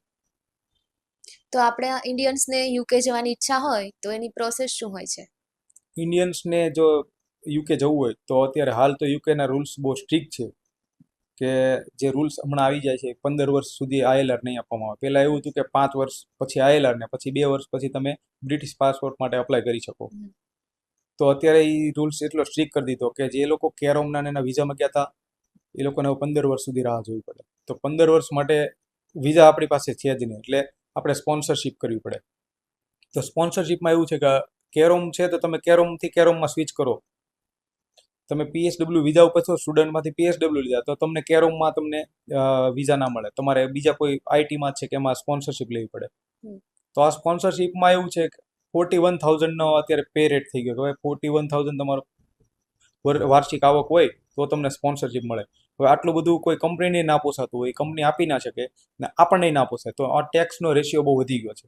એટલે ઘણા લોકો હમણાં સપ્ટેમ્બર જેવો આવશે એટલે ઘણા લોકોના વિઝા ફિનિશ થશે, તો એમાંથી લગભગ 50% લોકો તો પાછા આવવાની તૈયારી જ કરી લે કે અમારે પાછું જ જવું છે, કારણ કે એ પોસાય એમ જ નથી. 15 વર્ષ સુધી રાહ જુઓ, 15 વર્ષ પછી આઈએલઆર આપે અને બીજા 2-3 વર્ષ પછી તમને બ્રિટિશ પાસપોર્ટ, 18 વર્ષ એટલે તમારી એજ પૂરી થવા આવે, તમે બ્રિટિશ પાસપોર્ટ લઈ લો ને ત્યાં. એટલે આ અત્યારે બહુ અઘરું થઈ ગયું છે. પણ ઓપોર્ચ્યુનિટી છે કોના માટે? ડોક્ટર માટે. જે લોકો ડોક્ટર છે અને NHS માં જો એની જોબ લાગી જાય તો એને હાલ UK સરકાર 5 વર્ષમાં આઈલર આપી દે છે. આ એક રૂલ્સ છે. એટલે જે લોકો સારા એવા ડોક્ટર છે અને ખાસ કરીને જે દાંતના ડોક્ટર છે હમ. એના માટે તો બહુ સારું છે UK. જો તમે અહીંયા દવાખાનું ચલાવતા હોય ને દાંતનું ડોક્ટર, તો એની એટલી બધી વેલ્યુ ન હોય જેટલી હાડકાના છે કે કોઈ સર્જનની વેલ્યુ હમ. હોય. પણ ત્યાં તમે દાંતના ડોક્ટર હોય ને તો તમારે ત્યાં વેલ્યુ છે. બહુ એક્સપેન્સિવ છે દાંતના ડોક્ટર માટે. એટલે એ લોકો માટે બહુ સારી તક છે ડોક્ટરો માટે અને બિઝનેસમેનો માટે, કે જેની પાસે અહીંયા પ્રોપર્ટી છે એ લોકો ત્યાં ઇન્વેસ્ટ કરી લે, ત્યાં રહી શકે, એના માટે બહુ સારું છે. પણ જે નાના વ્યક્તિઓ છે કે જે ભાઈ અહીંથી સ્પોન્સરશિપ વિઝા માટે જવા માંગે છે, તો હાલ યુકેમાં તો બહુ ટાઈટ છે. તો સ્પોન્સરશિપ માટે જો અહીંથી જતા હોય તો IT સિવાયના કોઈ પણ સ્પોન્સરશિપ ના જવાય અહીંથી. બરાબર. કારણ કે ત્યાં મોંઘું પડી જાય એમ છે તમને. અને ફ્રોડ પણ એટલા જ થાય છે. તમને સ્પોન્સરશિપના બહાને બોલાવે છે, એરપોર્ટથી પાછા કાઢી મૂકે છે લોકોને ઘણાને. અને ઘણા ત્યાં જાય છે તો એની પાસે જોબ નથી, જોબના બહાને બોલાવે છે, જોબ આપવામાં આવતી નથી. પછી તમે 20-25 લાખ બગાડીને ગયા હોય તો તમે શું કરો? ના આ બાજુ આવી શકો કે ના ત્યાં રહી શકો, તો તમે ડિપ્રેશનમાં આવી જાઓ છો, અથવા તો તમારે સ્ટ્રગલ કરવી પડે છે બહુ. આવા બધા બનાવો બહુ બને છે આપણે. ઓકે, તો આની પાછળનું કારણ શું હોઈ શકે, રૂલ્સ ચેન્જ થવા પાછળનું? રૂલ્સ ચેન્જ થવા પાછળનું કારણ છે માઇગ્રન્ટ. એ લોકોએ જે અમુક શરણાગતિઓને બધાને સ્વીકાર્યા UK. પછી જે પાકિસ્તાન છે, શ્રીલંકન છે, આપણા ઇન્ડિયને ઘણા છે કે જે લોકો વિઝિટ વિઝામાં આવ્યા હોય પછી ત્યાં અસાઇલમ વિઝા મૂકી દીધા. તો અસાઇલમ એવી સિસ્ટમ છે કે હું મારા દેશમાં પાછો નહીં જઈ શકું, મને ત્યાં જીવને જોખમ છે, તો ત્યાં હ્યુમન રાઇટ્સ લાગી જાય છે. તો હ્યુમન રાઇટ્સનો એક રૂલ છે કે તમે એને પાછો ના મોકલી શકો. તો અસાઇલમ વિઝા લે એટલે સરકારે એને બેનિફિટ આપવા મળે. અને જ્યાં શરણાર્થીઓ આવ્યા છે આજુબાજુના કન્ટ્રીના, બધા સિરિયા છે, પેલેસ્ટાઇન છે ના, તો એ લોકોના કારણે યુકેની ગવર્મેન્ટને બહુ મોટો ફટકો પડે છે કે ઇકોનોમીની ડાઉન થઈ ગઈ. તો યુકેને પછી બીજો કોઈ ઓપ્શન જ નથી એની પાસે. તો એ લોકોએ રૂલ્સ ટાઈટ કર્યા કે જેમ બને તેમ યુકેમાંથી માઇગ્રન્ટને કાઢો, કે જેની પાસે કાબિલિયત નથી, જેને ઇંગ્લિશ નથી આવડતું, જેને અમારા દેશની ભાષા નથી આવડતી, અમારા દેશ વિશે ખબર નથી, અમારા દેશનું નોલેજ નથી, જેની પાસે કોઈ કાબિલિયત નથી, એજ્યુકેટેડ નથી, આવા લોકોને આપણે કોઈ જરૂર નથી, આને બધાને કાઢો. એટલે આ રૂલ્સ એને ટાઈટ કર્યા કે આવું કરવાથી થોડા ઘણા માઇગ્રેન્ટ ઓછા થઈ જશે, પછી આપણે આગળનું વિચારીશું. ઓકે. અને ઇન્ડિયન્સ સિવાય ત્યાં તમને કઈ કન્ટ્રીઝના લોકો વધારે ગમ્યા? ઇન્ડિયન્સ સિવાય તો આમ તો મોસ્ટ ઓફલી બધા જ કન્ટ્રીના લોકો છે, અલગ અલગ છે. પણ અમારી સાથે લગભગ કામ કરે છે તો એ છે સાઉથ આફ્રિકા ના જે બ્લેક પીપલ છે એ લોકો છે. પછી ઇઝરાયલના લોકો છે, પછી જોર્ડનના છે, પછી આજુબાજુમાં પોર્ટુગીઝ લોકો છે, સ્પેનિશ લોકો છે, સ્કોટલેન્ડના છે લોકો. આ બધા લોકો છે. મોસ્ટ ઓફલી બધા સાથે મજા આવે આપણને. એવું કંઈ છે જ નહીં કે ભાઈ અહીંયા આપણે એમ છે કે ઇન્ડિયા ને પાકિસ્તાન, ઇન્ડિયા પાકિસ્તાન એવું છે. ત્યાં પાકિસ્તાની જ અમારા મેનેજર હોય. અચ્છા, તો એ લોકોનું વર્તન આપણા માટે કેવું હોય છે? બહુ ઇઝીલી એ લોકો એમ માને છે કે એ બધું એ આપણા કન્ટ્રીમાં છે બધું. અહીંયા આપણે યુકેમાં છે એટલે આપણે યુકેના બેઝ પ્રમાણે જ ચાલવાનું. એવું દેશ ઓલાનું કાંઈ છે જ નહીં કે આ એટલે પાકિસ્તાની છે કે આમ છે. એટલે બધા ત્યાં લોકો હળી મળીને ઝઘડી જ કામ નથી કરે. પડતા એમ ને, ના ઇન્ડિયન ના, ને એ કંઈ થાય પાકિસ્તાન? જ નહીં. અને બધા એકબીજાને સપોર્ટિવ છે. મારા ફ્રેન્ડ બે ફ્રેન્ડ મારા પાકિસ્તાની છે, તો એ મને સપોર્ટ કરે છે, હું એને કરું છું. અરે વાહ, સરસ સરસ કહેવાય કે પાકિસ્તાન અને ઇન્ડિયન લોકો ત્યાં ફ્રેન્ડ છે. અને એવું સાંભળ્યું છે કે આજે રૂલ્સ ચેન્જ થયા છે, તો અમુક લોકોને પાછું આવવું છે ને અમુક લોકોને નથી આવવું. અને આની પહેલા પણ મેં એવું ઘણું સાંભળ્યું હતું કે ત્યાંના લોકો આપણે જે અહીંયા રહેતા, આપણાના અહીંયા જે લોકો ત્યાં રહેતા હોય એ લોકોને રિટર્ન આવતું રહેવું છે, તો એનું શું કારણ હોઈ શકે? તો એના બે કારણ છે. અમુક લોકો જે છે એ લોકો ભાગદોડવાળી જિંદગી છે ત્યાંથી એનાથી કંટાળ્યા છે કે ભાઈ આની કરતાં તો આપણે ઇન્ડિયામાં સારો બિઝનેસ છે, આપણું ફેમિલી વેલ સેટ છે ઇન્ડિયામાં, તો આપણે ઇન્ડિયા જતા રહીએ. બધા લોકો સેટ થવા માટે આવ્યા હતા, પણ અમુક એવા ફિટ થઈ ગયા ત્યાં કે ભાઈ એને નથી મજા આવતી. અને 50% લોકો એવા છે કે જે એ કારણથી પાછા નથી આવવા માંગતા. અને એનું મેઇન કારણ છે એની પત્ની, કે અહીંયા સાસુ સસરા હારે નથી ફાવે એમ, અમને નહીં ફાવશે સાસુ સસરા હારે, સમાજમાં નહીં જવું. કોઈ કોણ સાડી પહેરે, કારણ કે ત્યાં જીન્સ ને ટોપ ને એવું પહેરીને જતા હોય, તો અહીંયા સાડી પહેરીને જવાનું હોય. સગાવાલાને ઘરે અઠવાડિયામાં બેસવા જવાનું, લગ્ન પ્રસંગમાં જવાનું, આપણી ઘરે સગાવાલા આવે તો એને પાછા હાચવવાના, મહેમાન. આ બધા કલ્ચરથી દૂર રહેવા માંગે છે. તો એવા લોકો છે ને તે એને પાછું નથી આવવું કે ભાઈ તમારે જેમ કરવું એમ કરો, આપણે સ્ટ્રગલ કરી લેશું અહીંયા, આપણે અહીંયા પૈસા ભરી દેશું પણ આપણે પાછું નથી જવું કારણ કે આ બધું મને નહીં ફાવે ત્યાં. તો એ લોકો ત્યાંના બ્રિટિશના રંગમાં રંગા ગયા કે તમે કમાવો ને હુંય કમાવું, 2 જણા કમાશું, આપણું અહીંયા લાઈફ સેટલ થઈ જશે. અને અમુક લોકો છે એને એવું છે કે ભાઈ અહીંયા કંઈ છે જ નહીં, આપણે આવ્યા હતા આપણા સપના લઈને પણ આપણા સપના પૂરા થાય એમ નથી કારણ કે આપણી પાસે એજ્યુકેશનનો અભાવ છે, નોલેજનો અભાવ છે. તો આપણે અહીંયા નહીં સેટ થઈએ એની કરતાં આપણે આપણો ફેમિલી બિઝનેસ છે એ સંભાળી લઈએ. આ 2 ડિફરન્ટ ઓલા છે કે લોકોને અમુકને રહેવું છે ને અમુકને નથી રહેવું. એજ્યુકેટેડ લોકો માટે સારું છે. એજ્યુકેટેડ લોકો માટે સારું છે, એકદમ સારું છે. ત્યાં તમને ઇંગ્લિશ આવડે છે ને તો એજ્યુકેશનની જરૂર નથી ત્યાં. અને ઓબ્વિયસ છે કે ત્યાં જઈએ પછી જજમેન્ટથી તો આપણે બચતા જ રહીએ કારણ કે ત્યાંની લાઈફ બહુ ઈઝી છે, કોઈ આપણને જજ કરવા વાળું નથી. એટલે ઓબ્વિયસલી અહીંયા આવીએ એટલે એક વિચાર તો હોય માઇન્ડમાં કે અહીંયા જજમેન્ટ વાળું પાછું આપણને બધું મળી જશે. કારણ કે અહીંયા આપણે કેવું છે કે આપણે સોસાયટીમાં રહેતા હોય ને કાયમ સાડી પહેરતા હોય ને અચાનક જીન્સ ને ટી શર્ટ પહેરી નીકળે તો બધા જજ કરે કે આ કેમ આવી રીતે. અને ત્યાં તો એવું કઈ છે જ નહીં, ત્યાંનું કલ્ચર જ છે. એ જ મેઇન ખોટી વસ્તુ છે ને અહીંયા કે માણસોને કપડા પરથી જજ કરવામાં આવે છે. ત્યાં અહીંયા આપણે એવું જ છે કે તમે હેર સ્ટ્રેટ ખુલ્લા વાળ રાખીને જાઓ તો તમને ન બોલવાના ઓલાથી બોલે કે આવી છે તેવું છે. ત્યાં એવું કઈ છે, ત્યાંનું કલ્ચર એવું છે કે તમે લોકો પોતાની બ્યુટી પાછળ લોકો એટલો ખર્ચો કરે છે ત્યાં કે તમે પૂછો નહીં. લોકો પોતાનું સારું દેખાવા માટે પોતાના સેલ્ફ ઉપર એટલો ખર્ચો કરે છે કે હું સારી હઈશ, હું સારી દેખાઈશ, હું સારા કપડાં પહેરીશ, હું સારું ખાઈશ, હું સારી રીતે રહીશ, સારી જોબ કરીશ. અને અહીંયા કેવું છે કે હાડી પહેરીને ઘૂંઘટ ઓઢીને નીકળો તો તમને એમ કે બહુ સંસ્કારી છે. તમારું શું પર્સનલી માનવું છે? મારું તો માનવું છે જો મારી વાઈફ છે તો એ રીતના જ હતી કે ભાઈ પહેલેથી મારા ઘરે બધી છૂટ જ છે. મારા ફેમિલીમાં મારા પપ્પાને એવું માનવું છે કે ભાઈ કપડાથી જજ કોઈ ના થાય. પોતપોતાની લાઈફ છે, પોતપોતાની રીતે ફ્રીડમથી જીવો. સંસ્કાર જે હોય મા બાપે આપેલા એ તો બધાને ખબર જ હોય કે કેવા છે, શું છે. અત્યારે આપણે જોઈએ કે ભાઈ સાડી પહેરીને રખડતો હોય તો એવા વેમાં હોય અને જીન્સ ને ટી શર્ટ પહેરીને રખડતો હોય તો એ કંપનીની બોસ હોય. એ તો અલગ અલગ બધાની મેન્ટાલિટી છે અને આપણે અહીંયા મેન્ટાલિટી બહુ ખરાબ છે. આપણે અહીંના લોકો બહુ ખરાબ મેન્ટાલિટીથી લોકો એકબીજાને જજ કરી લે અને અચાનક કરી લે છે. જાણતા જોતા નથી કે આ વ્યક્તિ કોણ છે, શું છે. ડાયરેક્ટ એને ઈ વેમાં એને કહી દે છે અને ત્યાં એવું બધું કઈ છે નહીં. ત્યાંનું કલ્ચર અલગ છે. કપડા પરથી અહીંયા કેરેક્ટર નક્કી. ત્યાં બધા રંગીન મિજાજી છે, પોતપોતાની દુનિયામાં પોતે ખુશ. તમે શું વિચારો છો, લાઈફ ટાઈમ તમે ત્યાં જ રહેવા માંગો છો કે ઇન્ડિયા? નહીં, હું તો પાછો ઇન્ડિયા આવીશ 100%. કારણ કે મારું ફેમિલી અહીંયા છે, મારું ફ્રેન્ડ સર્કલ અહીંયા છે, મારું કલ્ચર અહીંયા છે. હું ત્યાં છું તો હું મારા કલ્ચરમાં ખુશ છું. હું એ બ્રિટિશ કલ્ચરમાં બહુ ભળતોય નથી. અમે અમારું જે ફ્રેન્ડ સર્કલ છે તો અમે ફૂલ ત્યાં મજા કરીએ છીએ. જ્યારે મને એમ થશે કે ભાઈ હવે યુકે નથી રહેવું ત્યારે હું પાછો આવી જઈશ. કારણ કે મારી જન્મભૂમિ છે આ, હું ત્યાં કમાવા ગયો છું, એ મારું કર્મભૂમિ છે. હું કમાઈને પાછો અહીંયા જ આવવાનો છું. સાચી વાત છે. માઇનસ પોઈન્ટ ઘણા છે પણ ફેમિલી તો અહીંયા છે. હા, અને હું 100% હું ભવિષ્યમાં આવીશ તો હું પોલિટિક્સ જોઈન કરીશ. કારણ કે આપણી પોલિટિક્સ અહીંયા બહુ ખરાબ છે, એને સુધારવાની જરૂર છે. કોઈક સારા એજ્યુકેટેડ લોકો આવશે, સારા લોકો આવશે જેને પૂરું નોલેજ છે કે સિસ્ટમને કેમ સુધારવી, તો જ આગળ આવશે. બહુ જરૂર છે, એવું કરો તો બહુ સારું. તમારા જેવા લોકોની જરૂર છે. 100%. હું તો એ બાબતમાંથી આવીશ કે મારે એક વખત પોલિટિક્સમાં એટલે જ આવવું છે. ભલે આપણાથી કંઈ ના થાય, આપણી ઉપર પાવર હશે બીજાનો, પણ મારાથી જે મારા એરિયામાં થશે, મારા આજુબાજુના વિસ્તારમાં થશે એ હું 100% કરીશ.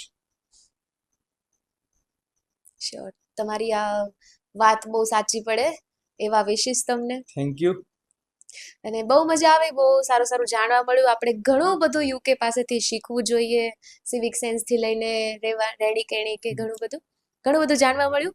અહીંયા આવવા બદલ અને આ બધી વાતો શેર કરવા બદલ ખૂબ ખૂબ આભાર. Thank you so much. મને ઇન્વાઇટ કરવા માટે તમારો બધાનો ખૂબ ખૂબ આભાર. સો ગાઈઝ, તમને આ પોડકાસ્ટમાં મજા આવી હોય તો લાઇક, શેર અને સબસ્ક્રાઇબ કરવાનું ભૂલશો નહીં. મળીએ નેક્સ્ટ એપિસોડમાં. બાય.